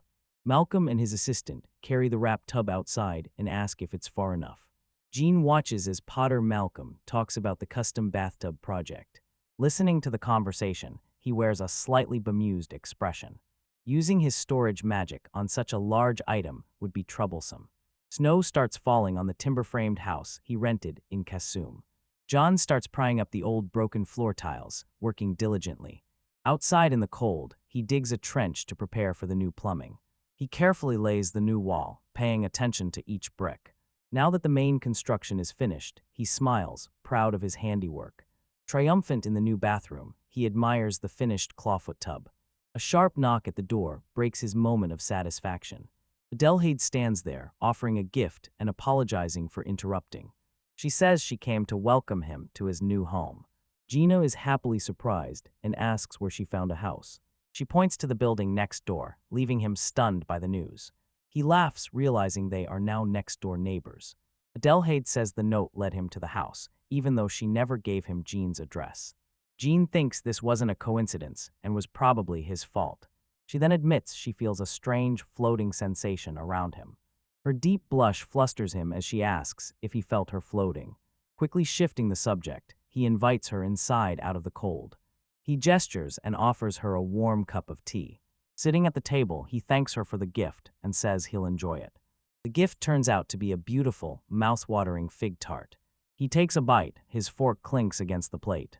He says it's the best dessert he's had in the whole town. Adelhyde credits her butler for his excellent taste. Curiosity shows on her face as she changes the subject. Arriving at his door, she asked what he was making.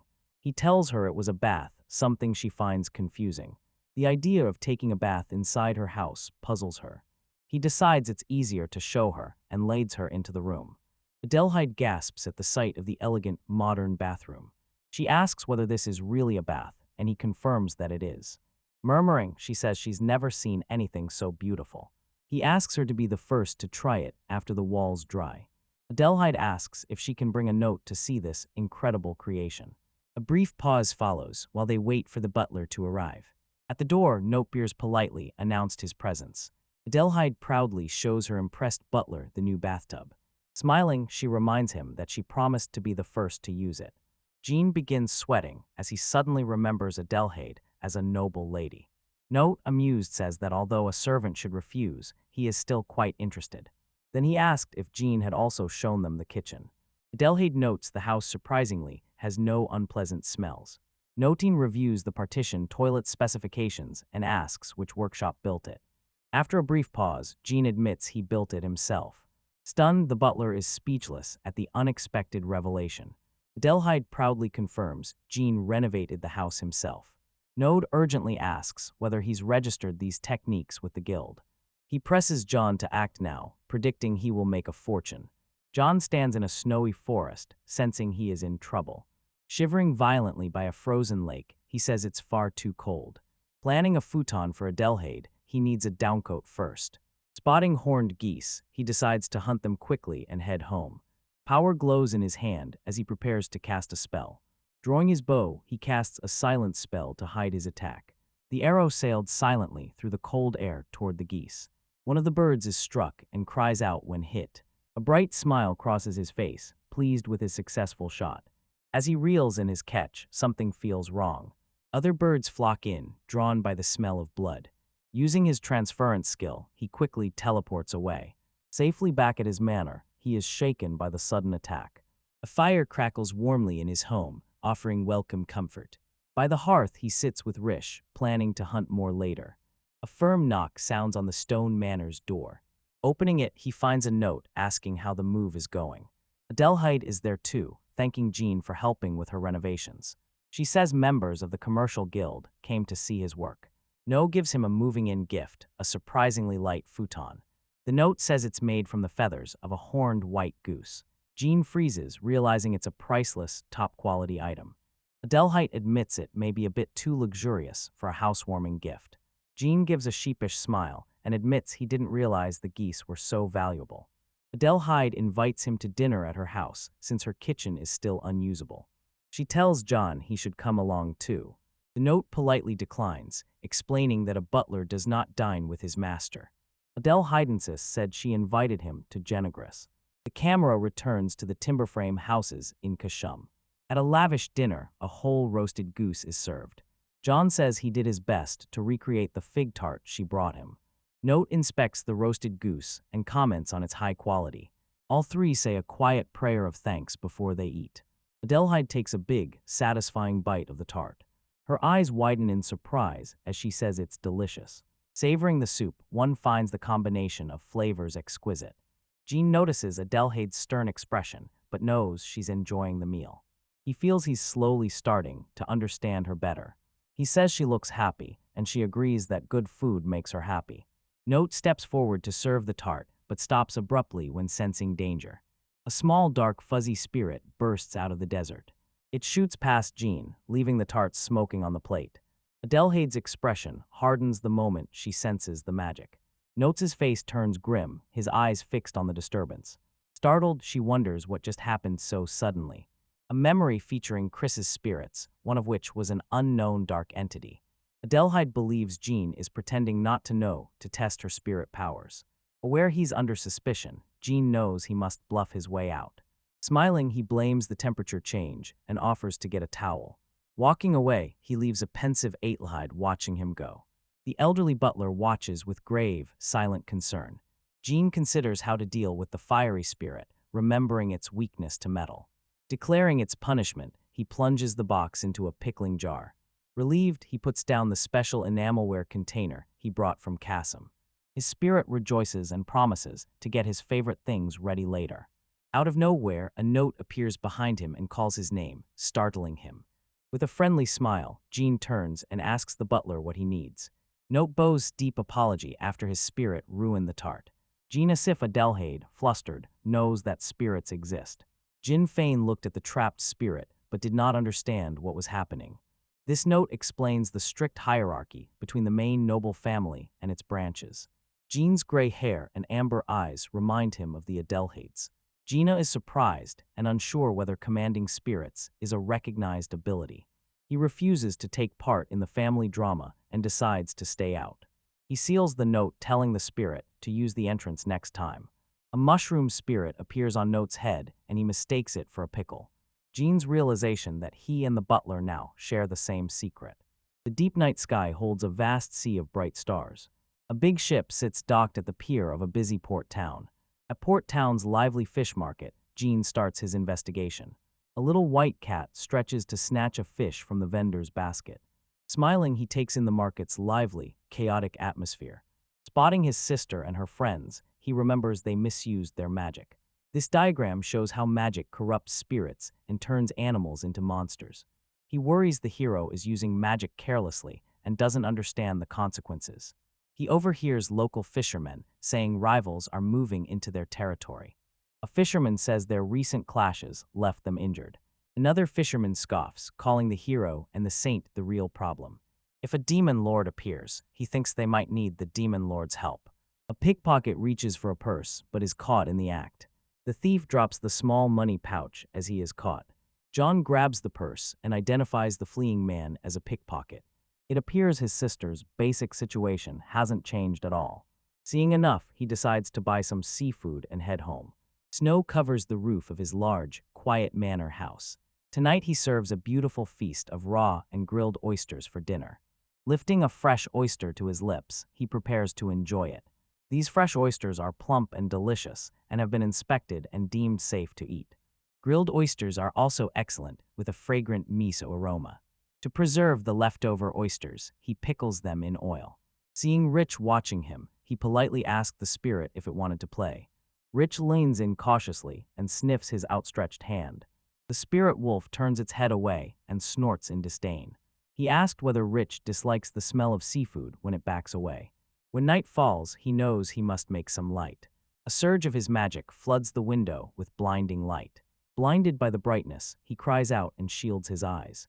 Determined to control his magic, he plans special training for tomorrow. Deep in a snowy forest filled with monsters, his special training begins. A low growl warns him of a horned rabbit nearby. Unleashing his power, he casts a swirling, powerful fireball. A fireball engulfs the horned rabbit and hurls it through the air. The defeated monster lies stunned on the ground, its eyes spinning. Aware that his power is immense, he must learn to control it. He hones his control by engulfing a large wolf in another fireball. He unleashes a wind slash that slices clean through another monster rabbit. Summoning water bullets, he drenches a horned fox with magical projectiles. After practicing all night, he feels he's improved a lot. Surveying the pile of defeated monsters, he wonders if he went too far. Using his storage skill, he creates a light source. The Adventure Guild's large timber frame building stands tall. He goes into the guild to check the seasonal quest requests. He resolves to investigate the deepest part of the forest again. An adventurer reports the deep forest felt unusually restless. Dean is worried about hunting a three-horn without an official high-paying quest. He clenches his fist to show the three horns immense strength and danger. Chris appears and says they cannot wait for the creature to get stronger. Jean stared blankly, bewildered by the flamboyant stranger's appearance. Jean tries to remember the name Chris, which sounds familiar. Adelhyde and Node enter, carrying a large bear pelt from their hunt. With a flourish, Chris greets Adelhyde and calls her the bear hunter. Chris notes Adelhyde's foul mood, but insists the mission is important. John remembered the dean saying Chris would be a good partner for him. Chris leans in close to Jean and calls him a troublesome but interesting man. Smiling warmly, he asks who this beautiful person is, comparing him to a Dark Lord. Adelhyde says dryly that Genies does indeed like the Dark Lord. Chris introduces himself as Chris Lease, a 3-star silver rank adventurer. During the handshake, Jean notices Chris's hair and eyes change color. Chris gives a knowing, confident smile as he studies the young man before him. He officially invites Jane to join him on the three-horn hunt. Gina was shocked to realize he had been dragged into this dangerous quest. Chris officially invites the Dark Lord to join him on the hunt. Stunned, John realizes he has been drawn into the situation. Dean struggles to stifle a laugh, and Chris says he'll remember it. Even though Chris admits he didn't see the beast, he's still worried. Puffing out his chest, he claims his strong intuition is at work.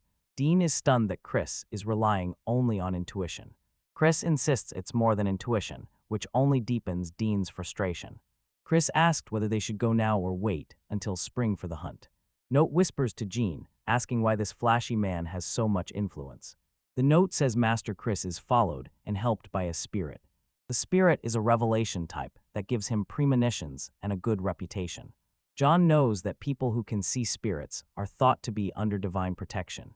This blessing grants improved physical abilities and resistance to sunburn. Dean realizes that subjugating it will require 2 silver-ranked adventurers, including himself. Chris slyly reminds Dean he owes the guild a debt. The guild plans to recruit 2 iron-rank adventurers for the three-horn hunt. Dean knows they will need to bring in gold-rank adventurers from other cities. Chris grows serious, sensing the forest atmosphere is off. Adelhyde's face tightens as she realizes the foul presence is miasma. Tension hangs between Adelhyde, John, and Dean, the air heavy with unspoken questions. Dean asks John earnestly to join their springtime quest into the forest. John cuts him off at once with a quick hand gesture, palm raised. Dean quickly suggests Jean just be the baggage handler and run away from danger. Jean admits he is personally curious about the state of the forest spirits. Agreeing to the quest surprises and delights Dean. Janensis Adelhydes should come too, because two spirits hear better. Dean agrees, saying they will submit the request through the guild and wait until spring. A quiet victory settles into Jean's demeanor. The roof and grounds are blanketed in thick snow. By the fire, Jean suspects his sister's magic is causing strange events in the forest. Determined to investigate the forest again tomorrow, he hates that he has to clean up her mess. A caption states his destination is the deepest part of the demon forest. He walks into the snowy woods to check on the spirits. When he activates his ability, he sees the air fill with countless faint ethereal beings. Each week, a tiny winged fairy flutters through the shimmering air. Its form is unstable. A spectral fox spirit drifts unsteadily. Its essence looks frayed and worn. A small dark blob-like spirit quivers, formed but on the verge of dissipating completely. Most spirits who come to his home are in this tattered state, he notes. Suddenly, a larger bat-winged spirit attacks a smaller, weaker one, crying out in desperation. The dark spirit clamps down and absorbs the other, which disappears in a puff. The dark spirit's shadowy form coalesces and grows more solid. He sees them devour each other to replace what they've lost. It's a sight he cannot bear. His healing won't work, so he must create contracts and give them names as he did with Rish. He suddenly reaches out and firmly grabs one of the dark, blob-like spirits. Looking at the small creature, he gives it a new identity. You are Black One. Holding another small spirit to his chest, he names it Black 2. Cradling a dark, ghostly rabbit in his arms, he calls it Black 3. Holding a shadowy squirrel in his hands, he calls it Black 4. A tired sigh escapes him, and he decides he's done working for the day. He finds naming the spirits that resist his control especially tiring. Bright afternoon sunlight filters through the trees as he steps out of the deep forest. Walking through the snow, he approaches his friend's familiar stone farmhouse. From the doorway, a voice asks if he has a moment. The Dionio family welcomes him warmly as the children shout his name with joy. His father pulls him into a tight hug, a gesture John still isn't used to. He presents a variety of souvenirs and mentions he also brought a cake. Both young boys look up at him with bright eyes and thankful smiles. The children crowd around him in a group hug, thanking him for being there. Smiling, the father accepts the gifts and says Gina is always so thoughtful. Mother Shibos thanks him and says she will cut the cake for everyone. The father, already teary from the sake, wonders what Jean has been up to. Shiva says they spend the winter by the fire, shelling beans and fixing farm tools. Jean offers help and the father accepts gratefully. Shiva returns with a smile and says the cake is now sliced. The boys happily munch on the cake, saying it is delicious. Tina blushes and boldly announces she will be Jean's bride. Her mother is amused, but her father insists he will not allow it. The father insists that Tina promised to marry him when she grew up. A man demands to know what John dislikes about his daughter, leaving John confused. Two boys cheerfully say they will be John's brides instead. They lunged at the bewildered Jen, trapping him in another tight hug. The father watches, a dark, determined expression crossing his face. He lunges forward to join the hug and calls out that he's coming too. Tina and her mother watch the chaos and laugh together. John thinks about the warmth of a normal family, very different from his own. Winter goes by quickly, and when spring arrives, it's time to leave. A flamboyant voice announces the arrival of Chris, the wise man. Chris greets Adelhyde, and she seems annoyed by his new nickname for her. Grizzled adventurer Ritzy formally introduces himself to the party. Retz tells Jean to be careful because Chris oversees their battle plans. Dean admits he's worried about taking the inexperienced Jean on the hunt. Adelhyde and Chris appear to agree on this. Dean asks if the famous new bear hunter could be Adelhyde. Jean realizes he has not been to the guild lately to record his accomplishments. Chris laughs as the pieces click into place, and he finally understands the situation. Jean suspects Chris insisted he come because of the spirit's favor. Chris confirms his spirit has been telling him about Jean for some time. A tiny winged fairy perches on Chris's shoulder, admiring his handsome face. Kaina, a young woman, formally introduces herself to the group. Kaina thanks Jean for his past help and tells him not to worry. Shyly, she asks if he could share the pack's specifications when they return. She hands him an ornate bottle, a guild gift meant to keep him safe. Leaving town, the party heads into the deep forest. Dean notices James's impressive leather pack and asks about the roll on top. Jean reveals it's a futon he made himself, surprising his companion. Adelhyde and Dean doubt its practicality and worry it will be heavy and cumbersome. Jean shows the quick release buckle on his chest strap to make removal easy. Chris thinks his party's luggage is likely more of a nuisance. Even his companion swoons at his serious expression, which Jean finds ridiculous. Moving in tight formation, the party presses deeper into the woods. Chris moves with athletic grace, his senses fully alert. Reddy scouts ahead while a small fox keeps pace with him along a tree branch. The Red Sea signals it's time to set up camp for the day. Clear weather helped them make good time, and they set up camp by a stream. Jean pulls a heavy cast iron Dutch oven from his seemingly bottomless pack. He lights a fire and cooks a stew with dried chicken and vegetables. When the stew reaches a rolling boil, the meal is ready. Reaching into his bag, he pulls out a cloth wrap bundle, readying another surprise. He opens a box filled with perfectly made pork, cutlet sandwiches, and fried chicken. Chewing thoughtfully, Dean comments on how delicious Jean's lunch looks. Suddenly, everyone reaches for the box of sandwiches.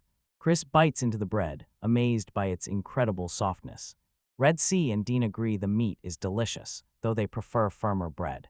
When examining the cutlet, ask whether the coating is breadcrumbs. Jean explains the process and says making the oyster sauce is the hardest part.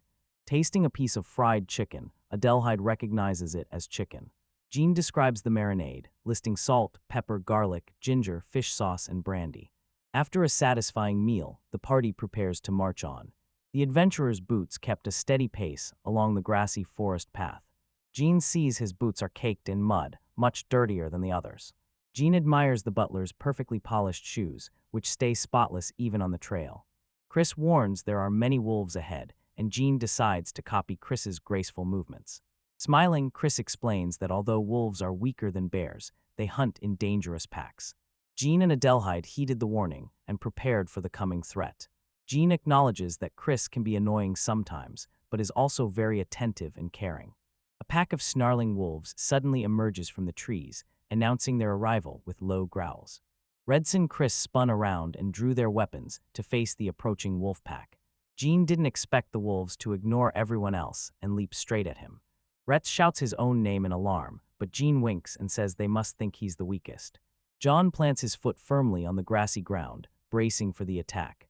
Springing forward, he lifts his massive decapitation sword high and brings it down in a devastating swing. Jean narrows his eyes and prepares to unleash the full power of his blade. One smooth motion, Jean's sword slices through the wolf pack, bringing them all down.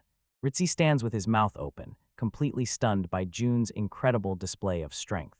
Chris's eyes light up as he theatrically calls Jean, "You of the dark arts." Chris gushes that June seems vulnerable but isn't, and John disagrees inwardly. Dean admits he was wrong about his first impression, and Ritzai's confidence is shaken by the newcomer's power. Note advises them to move on before the smell of blood attracts more dangerous creatures. Dean agrees at once and urges the party to leave the area right away. The group leaves the swift battle site and moves deeper into the forest. Chapter 12's title page appears, noting the choice of comfort over rebellion. At their new campsite, Jean starts pitching a simple, practical A-frame 10. Kneeling before his handiwork, he decides this simple shelter will be good enough. Red Sea looks skeptical and asks whether Jean is being careless with his setup. Chris realizes a waterproof sheet can serve as a simple roof and walls. Arms wide, he praises John's wonderful creation and steps in for a hug.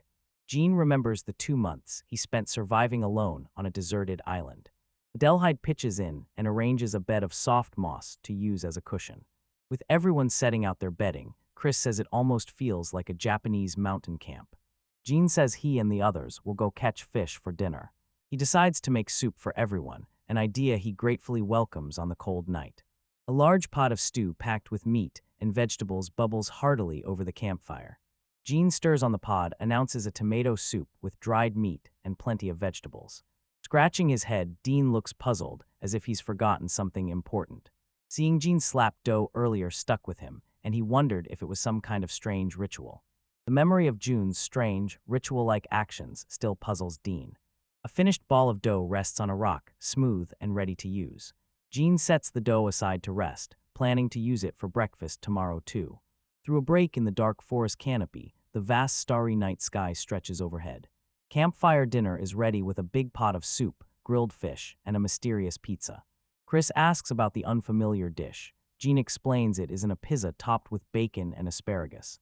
Chris looks confused and admits he has never heard of a food called pizza.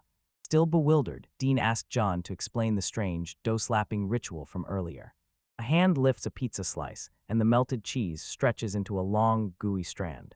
Dean takes a big bite, his eyes widening as he says it's incredibly delicious. The note praises the seasoning, and Jean says it would also be good with tomato sauce.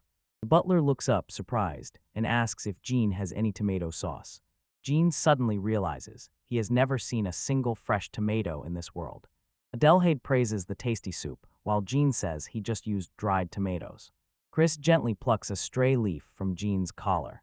He laments that John would have been a fine bride, much to John's vocal annoyance. Dean asks Jean what his type is, while playfully puffing out his chest as an example. Jean thinks Adelhyde is rather flat-chested, which makes her blush. The butler note appears worn out and upset by the chaotic dinner conversation.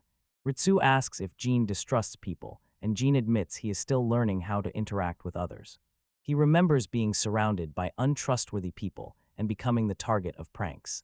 In thought bubbles, Red Sea and Chris Wonder talk about the nature of these pranks. Dean says being teased after a confession must have been very embarrassing for him. Jean says it happened on 3 separate occasions with girls of different ages. Stunned, Dean says being cursed 3 times is unbelievable. Retz thoughtfully suggests that Jun's unique experiences have simply made him more self-aware. Jean knows the truth. His manipulative older sister caused all his problems. He remembers his sister was clearly behind all 3 incidents and had used her friends. She treated him like a possession and liked teasing him, so he learned to pretend not to care. Chris pats Jean's shoulder, notices Jean has cheered up, and Jean thanks him. Adelhyde remains silent, watching Jean with a deep, unreadable seriousness. The camera pans upward through the dark trees to the starry night sky above the forest. Alone by the crackling campfire, Jean sips from a warm mug. Staring into the dark, he thought how chilly the nights have become, even in spring. A small bird's spirit flutters down to land on his shoulder, and he greets it. Off-panel voice announces it's time to change the night watch guard. Adelhyde steps up to the campfire to take over John's watch. Handing him a Florentine cookie as a snack, she thanks him for all his kindness. She shows off the new coat he gave her, pointing out how light and comfortable it is. Shyly, she said she wrote the code herself to repay him for the potion. His quiet expression makes her worry he didn't like the cookie she offered him. She tells him softly that he is a good man who deserves to be happy. Taken aback, Jean thanks her and dismisses his past troubles as mere coincidence. Seeing her, he realizes she's trying to offer him real comfort and encouragement. He says his distrust is easing because he has met good people, and she asks if that is true.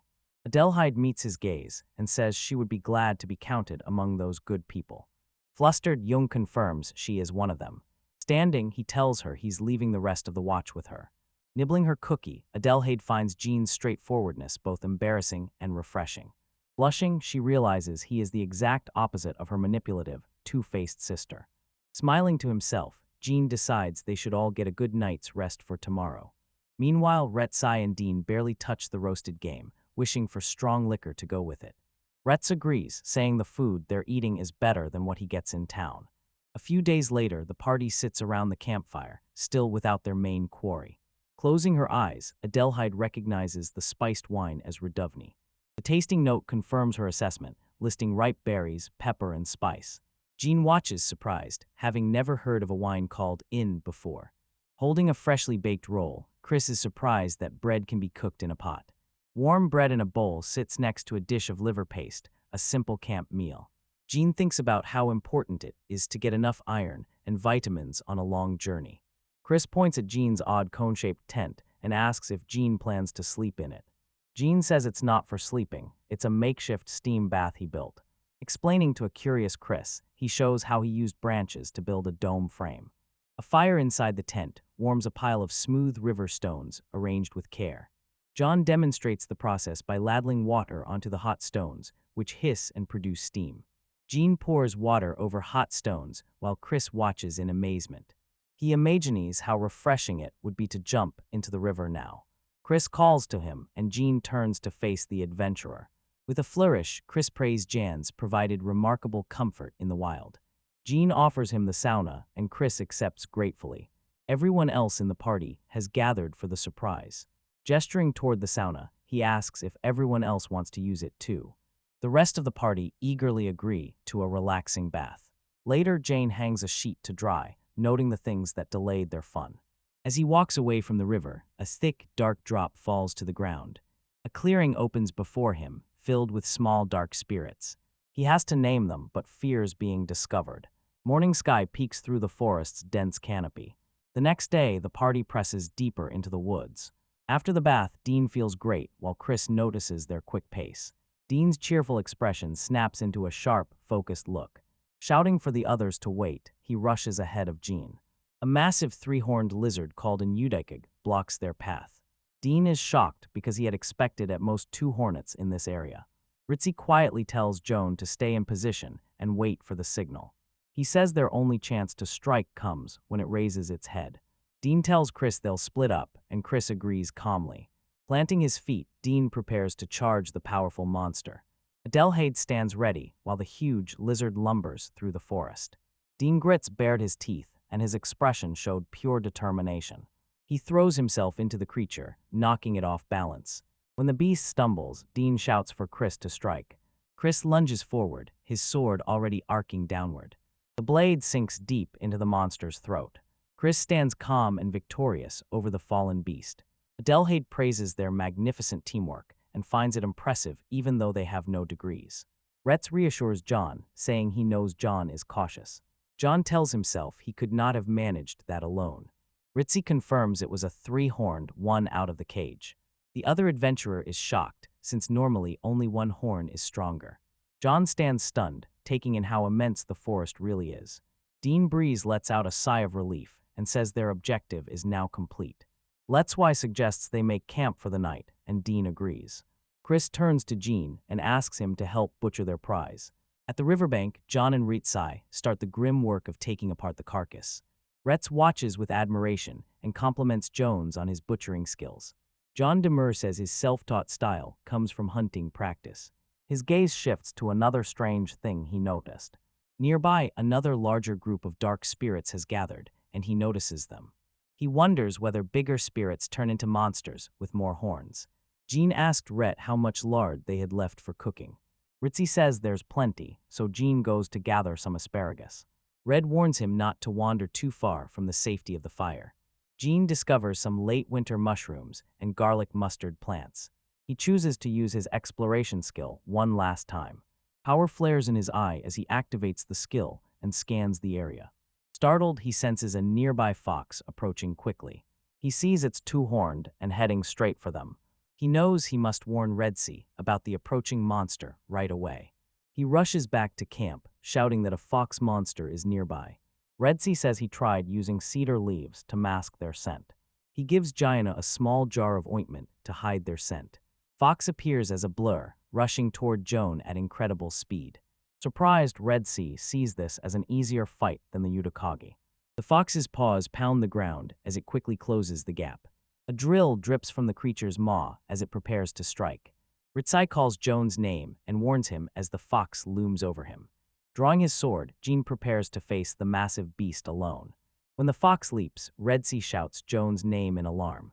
Jean braces for the attack, his face grim and determined. Suddenly, the fox collapses in front of him and lets out a soft whimper. Completely confused, Betsy stares at the strange turn of events. Dean, amazed, asks if Jean took down the 2-horned creature by himself. Chris steps forward and dramatically addresses Jean with a respectful title. Grabbing June's hands, he eagerly calls him a rising star. Node and Adelhyde both say they are relieved he is unharmed. Dean stares at the twitching fox, still in awe of Jean's power. He admits he thought they were just hunting lizards. He He points out that lizards stay close, while foxes roam farther. Chris says a 2-horn indicates a 3-horn is probably nearby. Jean listens, aware of how dangerous the fox's presence is. Dean decides they shouldn't linger and will head back in the morning. By the campfire that night, meatballs sizzle in a large pot. Dean Tease, known as Jean, asks if he enjoyed the fried chicken that much. The party enjoys a hearty pasta dinner and comments on its unique flavor. The sun shines as they set out for home the next day. The group returns through the forest without any more trouble. Walking together, Chris and Dean stay alert and ready for anything. At last, they return to the town's stone gates. A woman from the guild greets them and thanks them for their work. Dreading the debriefing with the guild higher-ups, John groans inwardly. He quickly handed Adelhyde a note asking him to collect the reward for him. He tells them to go home and prepare a hot bath for him. Dean looks confused and asks whether Jean is already leaving them. He gives in but insists John tell him all about the spirits later. Jean returns to the quiet street where his rented house sits. Sighing with exhaustion, he adds more logs to the fireplace. Small fire spirits living in a salamander play happily in the hearth. A fairy-like spirit is asked to serve as a messenger between his homes. Using his storage skill, he instantly fills the bathtub with hot water. He tells the spirits to keep the bath warm for his friends. Activating his skill transference, he prepares to leave in his usual way. At his true home, he calls for his companion Rish. The small spirit wolf bounds happily into his waiting arms. Petting the happy wolf, he suggests a bath before they play. Adelhyde sinks into a warm bath and breathes a quiet sigh of relief. John sits by the fire, convinced he had to wash 3 times to get clean. A small winged spirit darts into the room, and John thanks the spirit for coming. Telling the spirit to wait, he uses his transference skill to teleport. Returning to the bathroom, he intends to drain the now lukewarm water. Fresh, steaming hot water splashes into the elegant claw-footed tub, refilling it. Jean leaves a note for Adelhyde apologizing for the wait and inviting them inside. Note hands him a heavy pouch of money, and Jean accepts it gratefully. He tells them the bath is ready and thanks them for preparing it. Holding a wooden bucket, tells Adelhyde that everything is ready for her. Jean serves a drink and some cheese toast, and he accepts them with a brief word of thanks. He wondered where he could possibly have found such a fine bathtub. The note says this is a rare import that would take 6 months to order. Jean fears the fine pottery will make people think he is of noble birth. The note asks to buy a robe for Jin Lin Adelheim, but Jin says it was a gift. The butler grows serious as he prepares to share his findings. He announces that he and Adelhyde will join the subjugation party. Jean dreads another trip to the forest, while Note insists he can't accept the robe for free. Flustered, Jean raises his hands, trying to refuse the pouch of money. An intense, unyielding gaze forces a nervous John to accept the payment. Adelhyde steps out of the bath, her long hair damp and calling attention. Jean tells her to have tea while he gets the next bath ready, but she offers to help. Smiling, he insists she rest, since an attendant cannot allow their master to do that work. Note steps away with a basket of used towels and other items. Jean carries a tray of drinks to Adelhyde and tells her to take her time. He realizes this is the first time he's seen her with her hair down. Adelhyde feels a strange tension as her bird spirit rests atop her head. Her mood darkens suddenly, and her face hardens into a familiar brooding scowl. Jean points out she looks like an assassin again and asks her what's wrong. She asked if he had seen the spirits in the forest, and he confirmed that he had. She says she hasn't seen spirits like that since a court mage went berserk. She recalls a vision of Jin walking among the dark, corrupted spirits he found. Curious, Jean asks what it's usually like when people use magic, since he has rarely seen it. She explains spirits willingly lend a small portion of their power through contracts. John realizes the melted, shadowy spirits he saw were being torn apart by forced magic.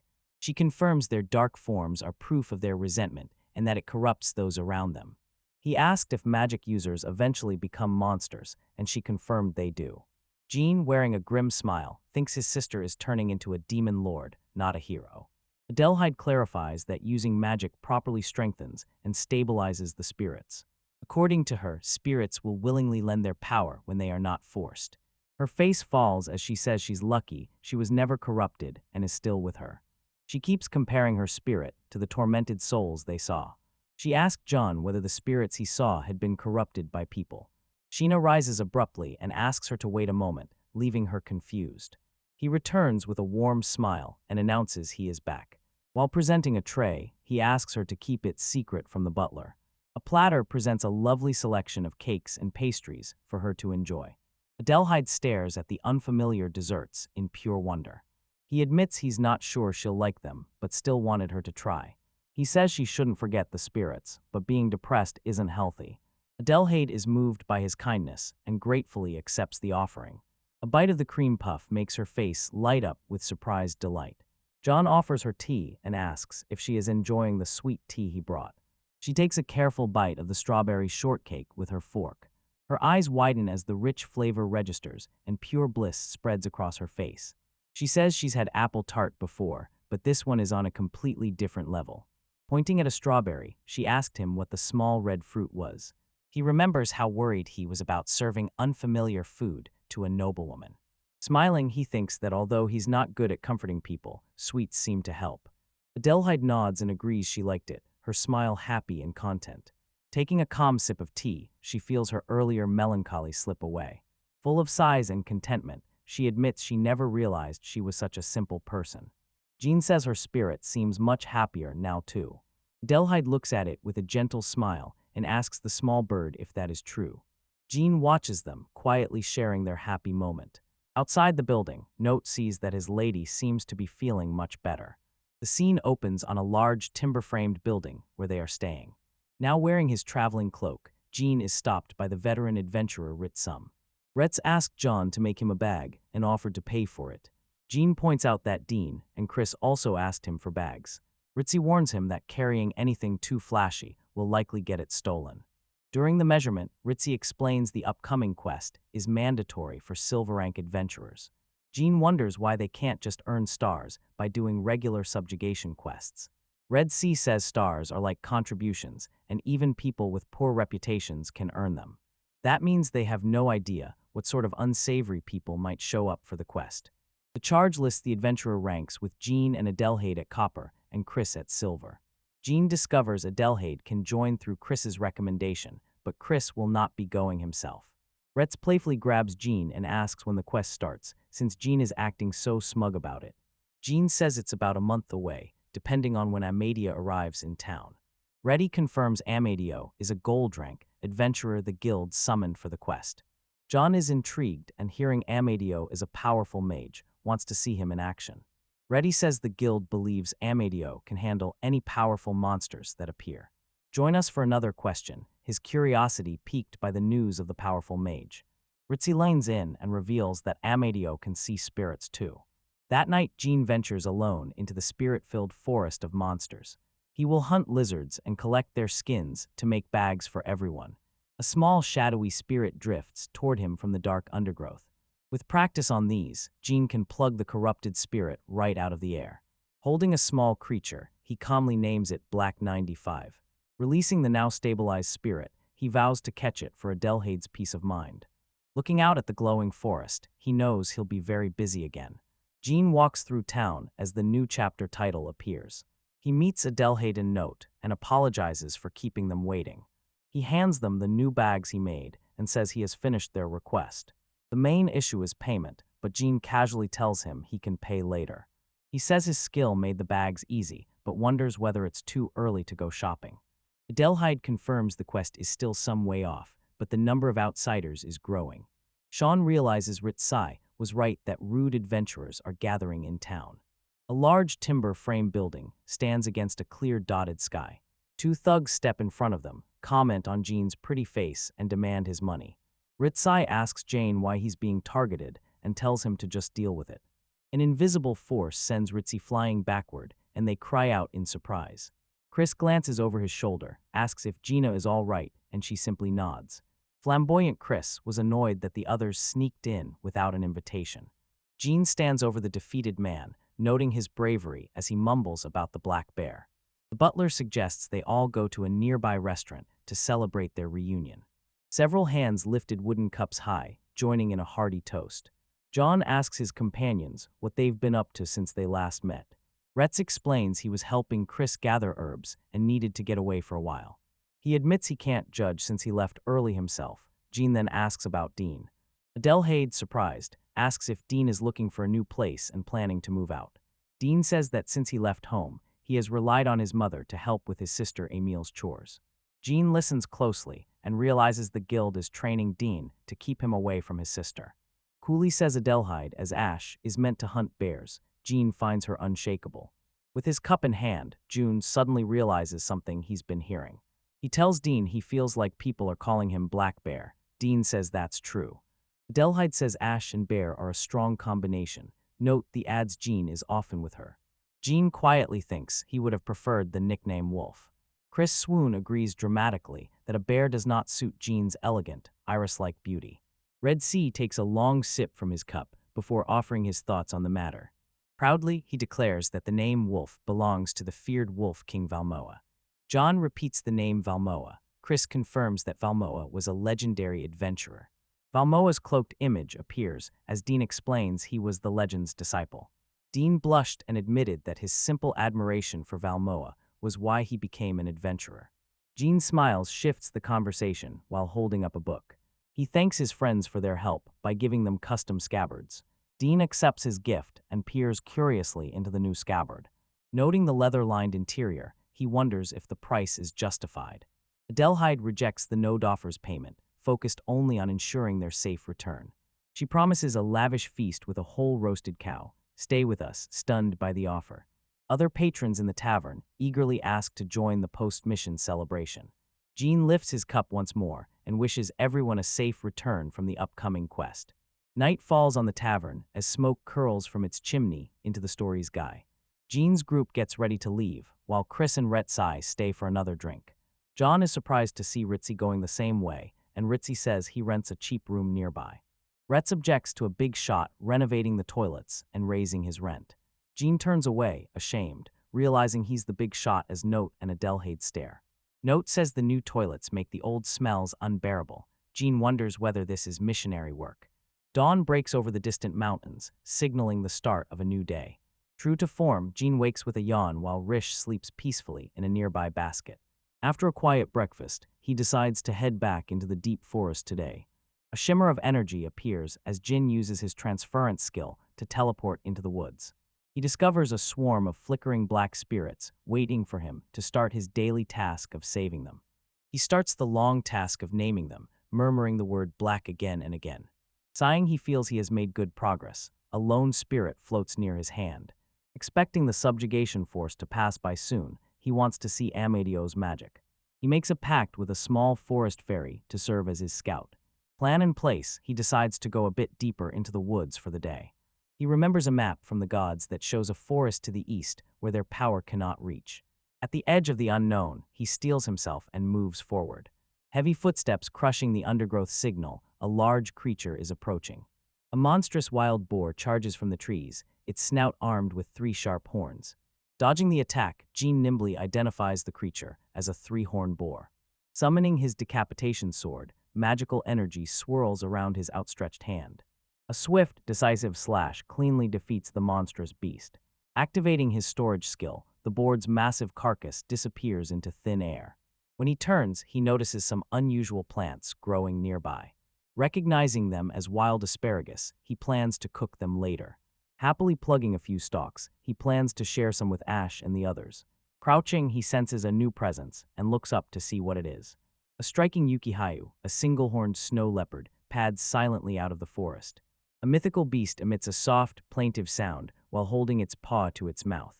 Jean's eyes widen in shock at the sight of the legendary creature. Stammering, he tries to process what he sees and correctly identifies it as a Yukihu. Another soft sound comes from the creature, clearly trying to tell him something. Jean watches the Yukihu closely, trying to understand what it means. A voice suddenly echoes in his mind, saying the creature has a request. A majestic white stag appears and translates Yuki Hughes's plea to help Majoru inform a contract. Gina freezes as a second creature appears and acts as a translator for the first. Curious about the creatures, he wonders whether the Yukihu is a spirit. The Yukihayu declares itself a holy beast. It is horned, pure, and untouched by darkness. When Jean asks about Majoru, the white stag explains that Majoru is its dear friend. He concludes Majoru is turning into a black spirit and needs his help. The creatures give him a reward. They will create a sanctuary wherever he wants. They say this sanctuary will be a safe haven that keeps out all monsters and dark spirits. John realizes a base in the forest would be ideal for his work naming spirits. He accepts their terms and asks where to go. The Ukihayu tells him to ride the deer. Jumping onto the stag's back, he grabs its antlers and says he is ready. The stag digs its powerful hoof into the ground, ready for an explosive start. Gina is jolted backward by the sudden, whiplash-like burst of speed. Everything blurs as Jean yells at the stag for starting so suddenly. Holding on tight to the antlers, he is amazed and terrified by how fast they are going. The stag's hooves dig into the ground as it comes to a sudden, jarring stop. Momentum carries Jean forward, throwing him from the stag's back onto the grass. Dizzy and annoyed, he sits up and yells at the creature for stopping without warning. The Ukihu calmly tells him that Majuru, the spirit horse, has arrived.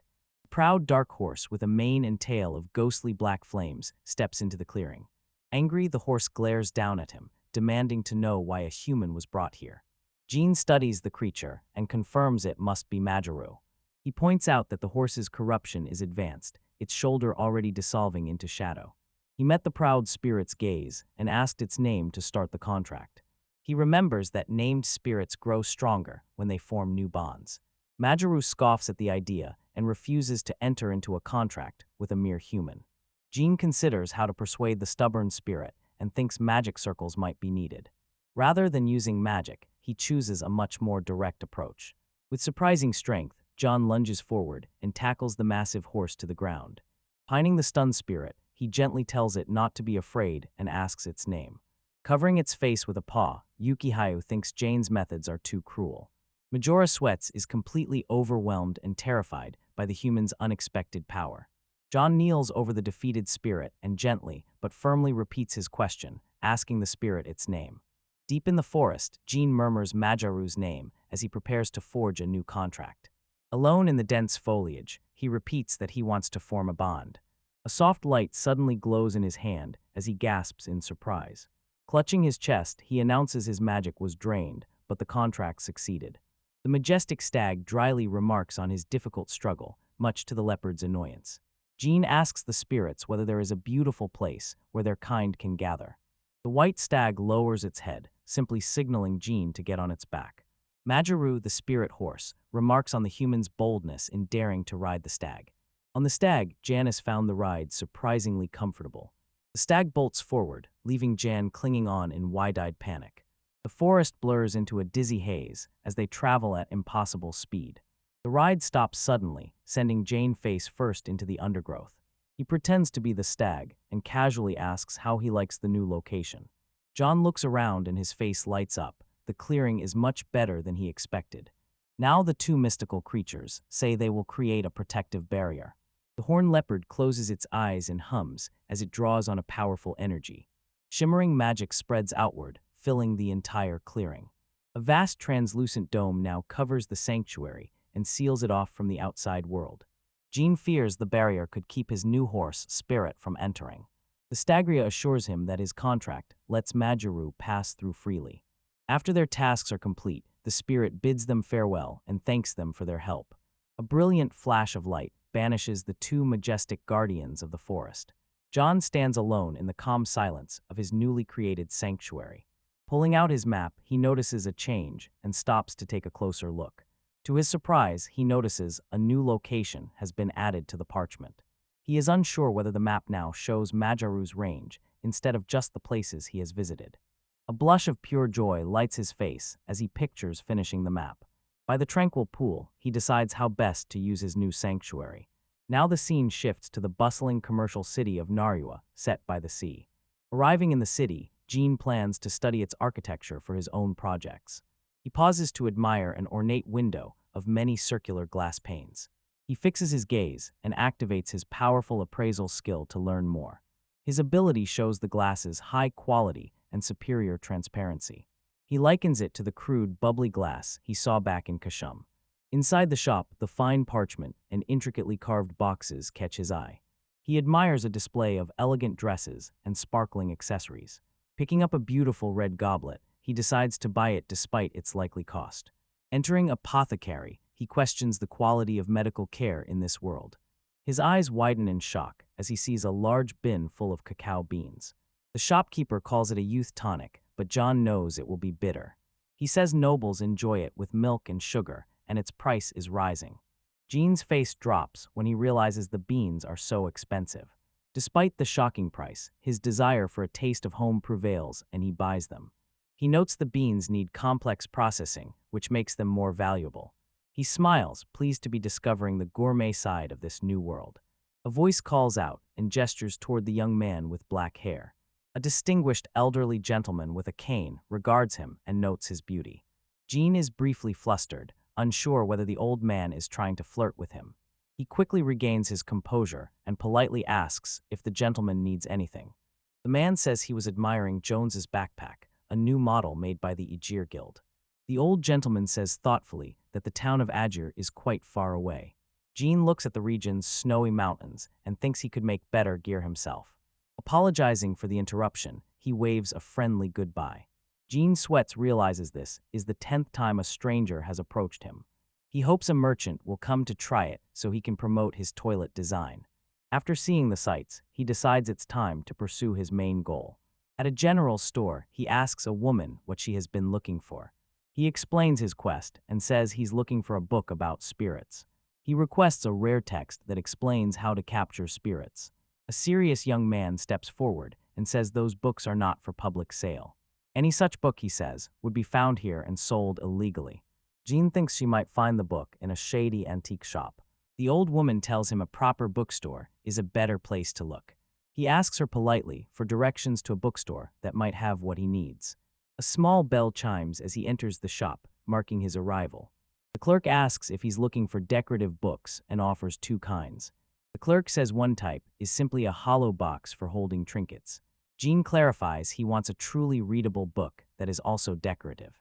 The clerk shows two books, one with blank pages and the other a prank book. He notes the blank book is pricier because it can be used for writing. Jean narrows his eyes and activates his skill too, revealing the magic inside the books. He notices a tiny fairy on the prank book. The book's text keeps rewriting itself. The little spirit is startled as his hand nears the book's cover. The clerk says the prank book is written in a script only its owner can read. Jean understands that its purpose is to keep secrets, especially those about magic and curses. Deciphering this text without the key would be extremely difficult, he believes. Suddenly he realizes there must be a second book that goes with it. Holding the two books together, he correctly guesses they form a matching set. Although the clerk warns him that the set is expensive, Jean cheerfully agrees to buy it. Thanking the clerk for his help, he leaves the store with his valuable purchase. Overjoyed, he realizes the books are spirit-bound originals, not mere copies. Mission complete and his money gone, he gets ready to leave the city. That evening he sits by the fire reading, his spirit wolf sleeping nearby. He discovers that the risks of spirit contracts depend on compatibility and magical strength. Contracts, the book explains, let someone summon spirits to places they don't belong. He weighs the high energy cost of summoning a fire spirit on a snowy mountain. He observes that spirits are everywhere, but their individual natures vary greatly. He remembers the goddesses Miss Hut and Heralfa, both light spirits but very different. Amusingly, he remembers the powerless orb of light insisting it wasn't to blame for its failure. Rarely has he listened to the requests of his house spirits. The next morning, warm sunlight bathes his quiet estate. A magnificent breakfast platter laid out and piled high with meats and fresh croissants. Adelhyde, his guest, eats with her eyes closed, clearly in pure bliss. The note from her butler agrees that a warm, delicious breakfast is a wonderful thing. Jean smiles, explains he cooked all the perishables before they leave on their quest. In this world of cold, simple meals, hot breakfasts are rare, he remarks. The note asks whether Adelhyde's noble household skips morning cooking. Jean says most people start work at sunrise, so they usually conserve firewood. The meal is over and a clean plate shows they were completely satisfied. Announcing that it's nearly time to leave, she will ask his friends to wait a moment. Adelhyde and her butler notice Jean approaching and watch in confusion. He hands a large, heavy bundle to Adelhyde, who takes it with some effort. Jean smiles, explains it's loaded with supplies for Dean's party too. He gives a final wave and they leave, thanking him. Alone now, John says his next task is to gather his own building materials. Carefully, he inspects a stack of sturdy, well-made bricks for his new project. He then studies several beautifully ornate tiles with care. Gene talks about his plans and purchases with a friendly blonde shopkeeper. Back in his usual manner, Rich happily announces he can join Gene in the new safe zone. A fluffy spirit wolf bounces in a circle around Joan's feet, filled with pure joy. Gene scoops up the excited Rish and decides to bring him along when he teleports. They arrive in a sunlit meadow, his boots sinking into the soft, green grass. Holding Rish, Gene sees a tiny glowing spirit drifting through the air. When they arrive, all the nearby spirits immediately scatter in panic. John, wondering why they fled, asks Rish whether he startled them. He sets Rish down gently and reassures him that it's safe to play inside the white line. Deciding it's time to begin, he pulls a shovel from his magical storage. Driving the shovel blade deep into the ground, he prepares to start construction. He intends to build a small 2-story house right here in the clearing. A cozy second-floor space where he can unwind after a long day comes to mind. He will also make a large garden where Rish can play while he works. He's already spent days collecting plaster, wood, and bricks for the fireplace. After working hard, he leans on his shovel and decides to take a break. Smiling, he calls to Rish, who is happily exploring the new space. Rich eagerly laps up cool water from the bowl Join provided. For lunch, Gene has prepared a tasty bagel sandwich for himself. Seated at a small rustic table in a peaceful clearing, he enjoys his meal. Meanwhile, Rich has found a sturdy stick and sniffs it with keen interest. Settling down to chew his prize, he is completely content with his find. John considers planting a vibrant garden and building a coffee siphon. His quiet lunch is interrupted when an unexpected guest arrives. A majestic horned snow leopard, the Yukihayu, pads into view without a sound. A majestic white stag with impressive silvery antlers soon follows. A powerful dark lead horse then joins the procession of magical beasts. Gene is startled by the third creature's sudden appearance. The three animals stare solemnly, their gaze fixed on Rich. A voice echoes in Gene's mind, asking why the great Lord Rish has come. Almost choking, she was stunned to hear his small companion addressed with such reverence. The creatures stand in awe, wondering how their lord arrived here. Lord Rish, John repeats, his mind spinning with confusion. 5 years ago, the animals remember their lord disappearing after a failed summoning. John ties the other person's story to his arrival, and the timeline lines up perfectly. Turning to his companion, he asks, Rich, were you the boss of Yuki Hughes? Rich tilts his head, the stick in his mouth making him look completely clueless. John accepts that Rish either has amnesia or doesn't care and lets it go. He's still amazed that Rish somehow knows these powerful beings. Taking in the pristine wilderness, he wonders whether this forest was Rish's old home. As Rish picks out his coat, Gene agrees that a forest suits a wolf. The stag continues its praise, declaring itself richer and more powerful than any other spirit. The horse says Rish is also freer than any of his kind. The Yukihu finishes by saying Rish's voice can reach the world's end. Gene, annoyed, notes that the Yukihayo has been praising Rish nonstop. Trying to get back to work, he hears the creatures mention a title. He's puzzled to hear them call Rish the Apostle of the Wind. Having found a measuring tape, Rich proudly presents it to Gene. Gene remembers what the creatures said about earlier events. He knows his house is sealed off from the world by a protective barrier. He wonders whether Rish's title is linked to the forest location. He asks the creatures to explain what they mean by a puzzle of the wind. The stag says Rish was involved with the hero of the previous generation. Gene Gross is angry, assuming the former hero damaged the forest. The stag explains the hero built a vessel that could move over the water. John understands they mean a ship, a gift given to the city of Narrow Film. A sudden fear that Rish will hate him for using similar powers grips him. Dropping into a crouch, he feels dejected and worried about how Rish might judge him. Rish just rolls over, demands a belly rub, and calms his fears. They say the forest has not yet come back to its western home. Gene reflects that people can live safely only in towns and villages. Entering the forest puts you in a dangerous world of spirits and monsters. He knows humanity expands by cutting down forests and building ships. The horse notices the current summoner is far from a spirit of light. It tells Rish that it avoided falling into ruin because of him. Gene says he got this land in return for helping 2 of them. He remembers being warned that a troublesome creature was here. A beautiful woman appears and says the hero is weak but protected. Gina Schorzer says he will stay away, as Rish affectionately licks his hand. Upgrading his pantry wasn't a mistake, but he knows it needs to hold more magic. Blessed with divine gifts, he's a good cook, but he knows he must learn to fight. He asked Rish whether Rish had lost his memories when he lost most of his power. He thinks his contract with the gods is quite limited. Yukihayu admits it does not know all the details of Rish's past. The tearful stag declares that Lord Rish is great and merciful. Jean, overwhelmed, raises a hand and says he understands and asks them to stop. Feeling relaxed and back to his usual self, he gets ready to enjoy a nice meal. Clasping his hands, he gives thanks before a delicious spread of food. He slurps his noodles contentedly, enjoying the rich, delicious flavor.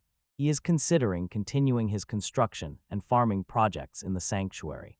Using his appraisal skill, he plans to find new seeds for his garden. With his knowledge, he realizes he could even breed new plants. He can't wait for the day he can enjoy a delicious meal at a restaurant. Finishing his meal, he is grateful his body was enhanced before he arrived here. Twin mountain peaks rise majestically beneath a bright, clear sun. Back at his construction site, Yin breaks stones with a heavy mallet. He kneels and smooths the earth to prepare the foundation. At night, he names a small dark spirit wrapped in a swirl of magical lights. Walking through his growing fields, he reflects on his steady progress. He is sure the spirits will help the vegetables from his pantry grow. Listing the plants he's growing, he looks forward to the harvest. For a moment he wonders how Adelhyde's subjugation force is doing, but remains unconcerned. Holding a rope aloft, he calls to Rish that they're ready to go for the next task. Jean playfully tosses a knotted rope toy to his spirit companion, Rish. Rish leaps and catches the toy midair with a confident snap. Proud little wolf spirit trots back with his prize, clearly pleased. Jean laughs warmly, ruffles Rish's fur, and praises his impressive catch. He tells the curious Rish it's time to head back inside now. A new, special experiment he's been wanting to try. In his workshop, he announces he will make a magic circle. Following the book's instructions, he grinds herbs and minerals with a pestle. He stirs the powder into spirit-infused water to make a special ink. Materials ready, he prepares to begin the intricate magical drawing. He carefully fills the delicate ruling pen with the freshly mixed ink. Using a compass, he draws the intricate geometric pattern from the book. Next, he adds symbols from a second grimoire, merging the instructions. He wonders aloud which spirit to try summoning first. A tiny winged earth fairy pops out of the circle, cheering. A cheerful blob of gelatinous water slime jiggles into existence right after. Two fiery salamanders scurry out and chase each other around the circle. Jean snaps in frustration, telling them not to blurt things out. Worried they will ruin his carefully drawn parchment, he sends them away. Pausing, he tries to decide how to handle the chaos. He tries summoning a different element, ice. Rish suddenly appears in front of him, panting happily. Suddenly, Jewel remembers that Rish is an ice spirit. He asked Rish if he could help him make ice cream sometime soon. This time Jean says he will choose the spirit in advance. Because he made a field, he decides to summon the harvest. Tracing the harvest goddess's symbol, he channels magic into it. From the completed magic circle, a soft puff of smoke rises. A kind old woman appears and tells him her name is Val. She says she oversees the Earth's abundant harvest. Jean stammers admitted he already knew who she was. Panic washes over him, unsure whether this is a prank or if he has summoned a god. His eyes go wide with shock as the ink on the circle starts to sizzle. A hand points at the vanishing circle, and Jung turns around, puzzled. Shock freezes him when he sees the god Vafon standing directly behind him. Vafon gestures as the last of the magical ink vanishes completely. Jean says he followed the book's instructions, but the circle disappeared. Vafon says the book is wrong, while Gackle explains the ink's limits. Soft, ethereal laughter fills the small workshop. Harolfa shows up and tells Jane he seems to be having a lot of fun. Smiling warmly, the goddess says watching him brings her joy. Jean throws up his hands and asks when they all arrived without him noticing. Harolfa says the room is filled with tiny, pleasant spirits. Closing her eyes, she notes how comfortable the atmosphere feels.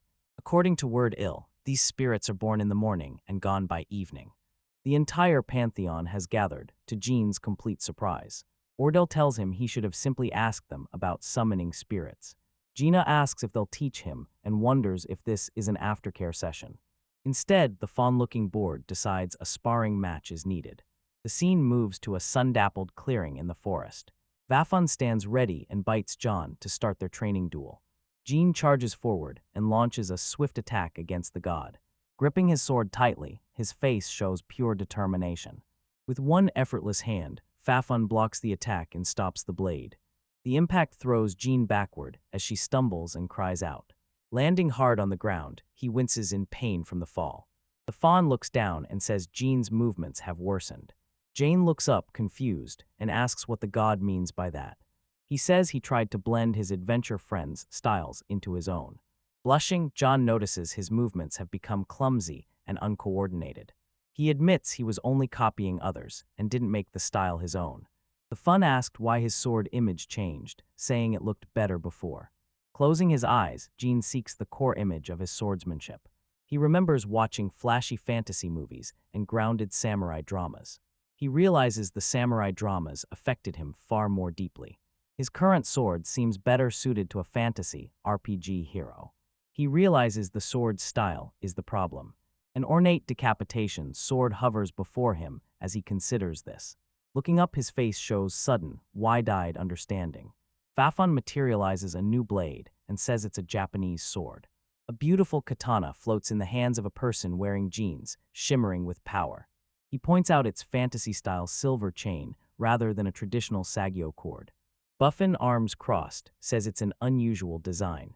Jean agrees and says this is a sword from his homeland. Placing his thumb on the tuba, he gets ready to draw the blade. In a single swift motion, he draws the katana and takes a ready stance. Dark energy coils around the blade as he swings with renewed confidence.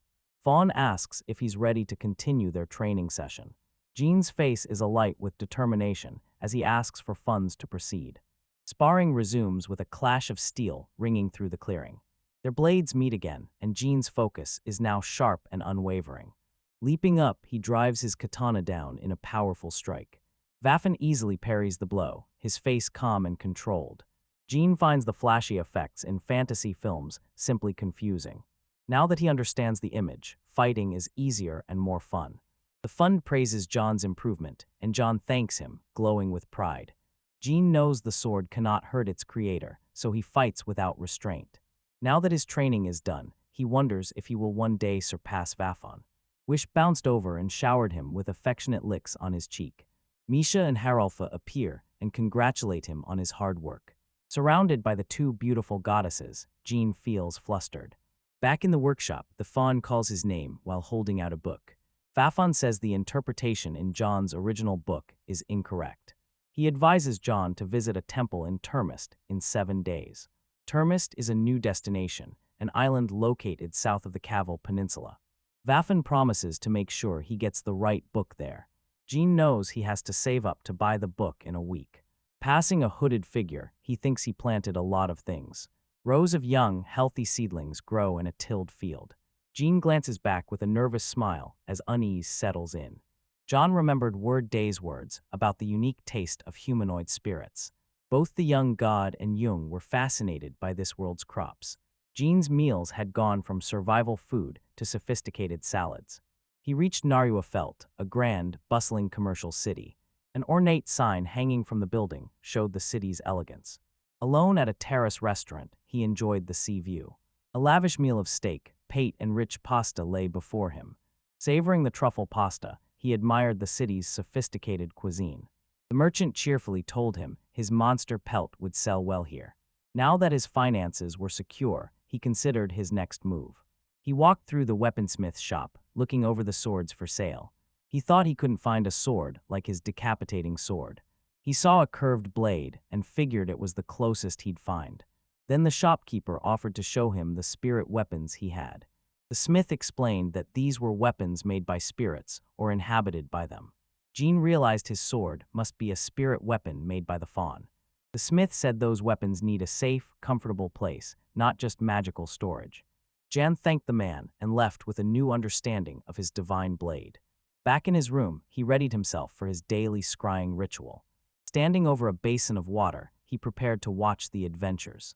Water swirled and began to form an image of the subjugation party. Watching the subjugation team is now part of his daily routine. Sipping his tea, he recognized them as members of Amadio's famous gold rank party.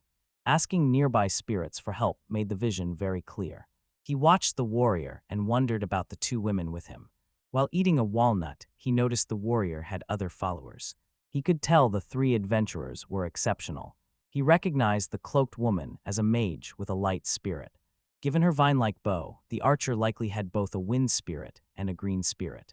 Amused, he saw the warrior spirit look exactly like a prairie dog. He couldn't imagine where a prairie dog had come from in this world. He thought about his friends and wondered where Ash's party was. In the vision, Chris's group of 5 trekked through the forest. Adelhyde pointed out the spirits she saw accompanying Chris and Dean.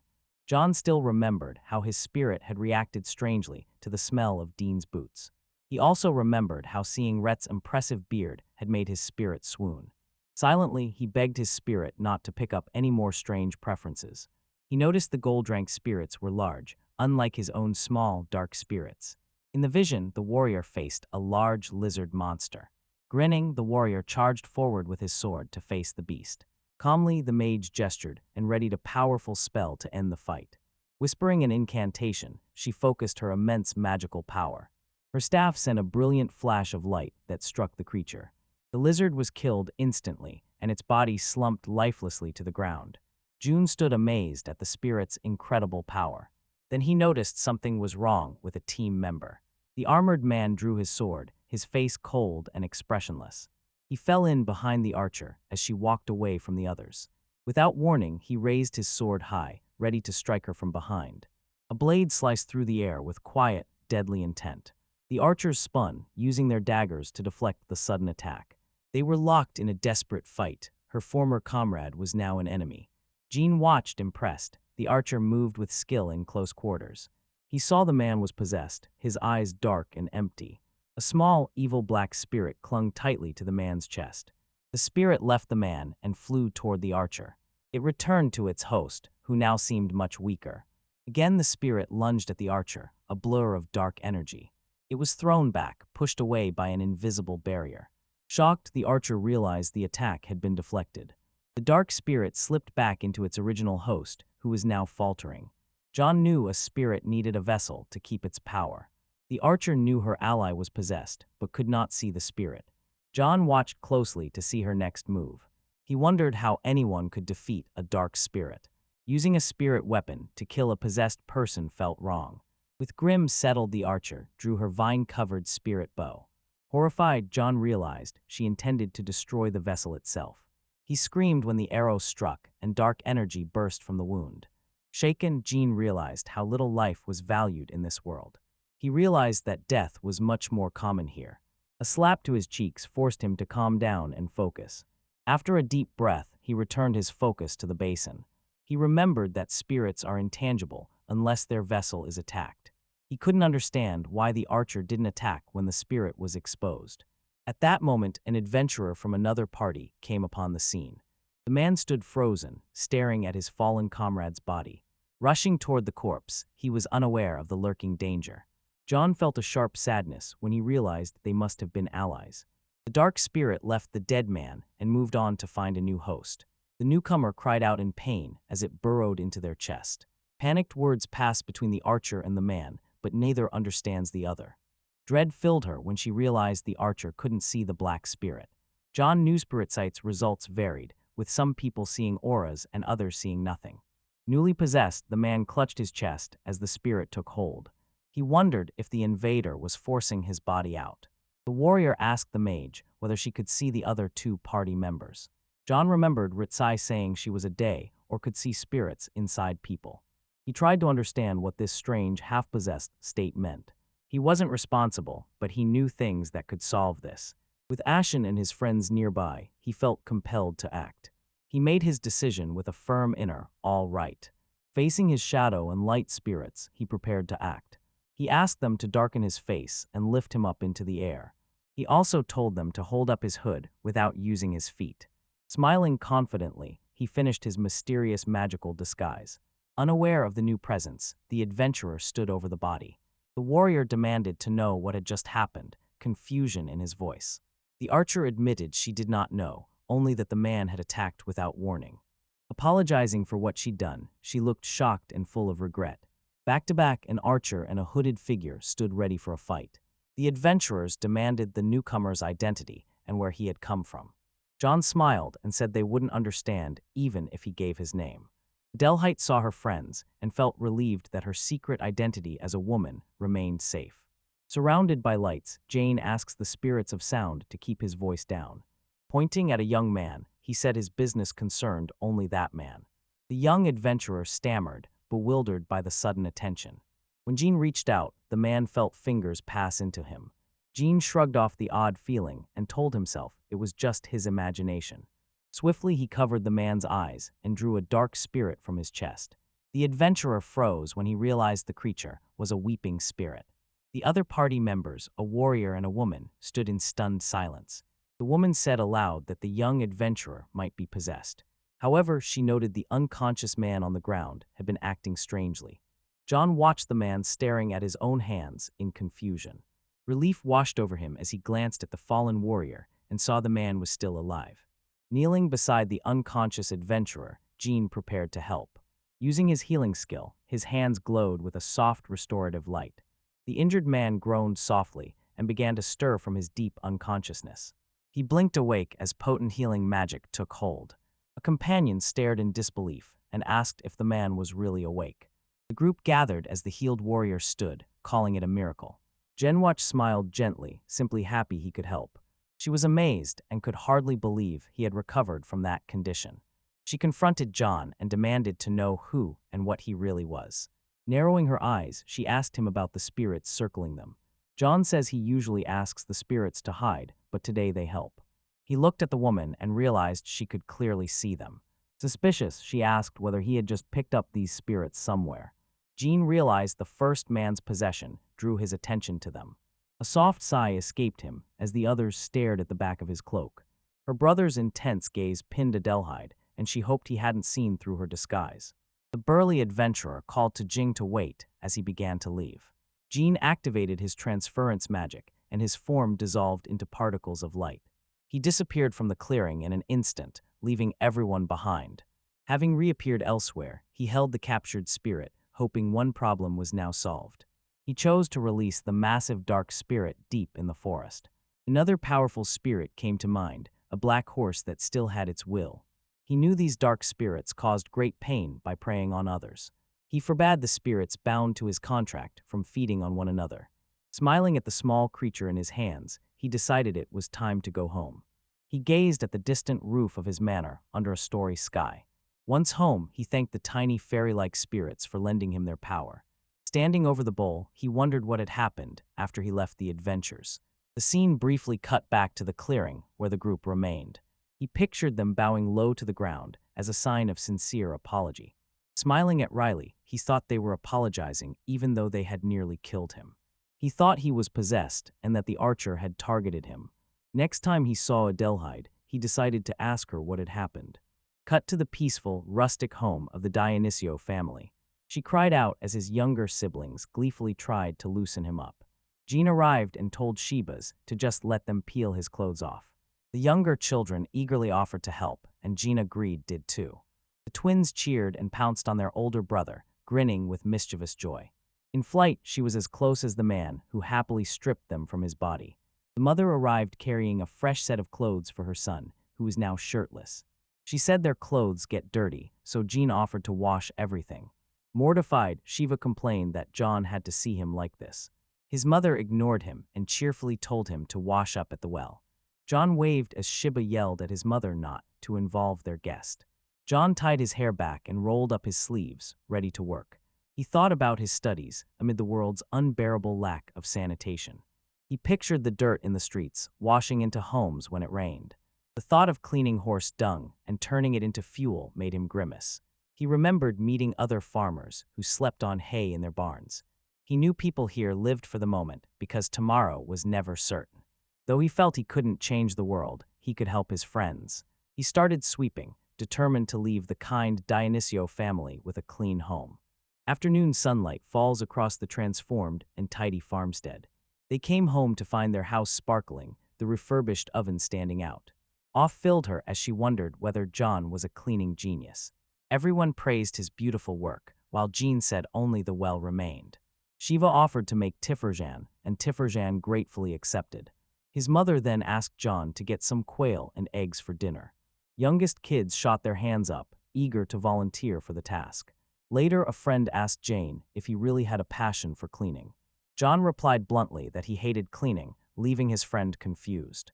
He said he just can't tolerate unsanitary places, so he has to clean them. The mother came with dinner, winking that John just likes beautiful things.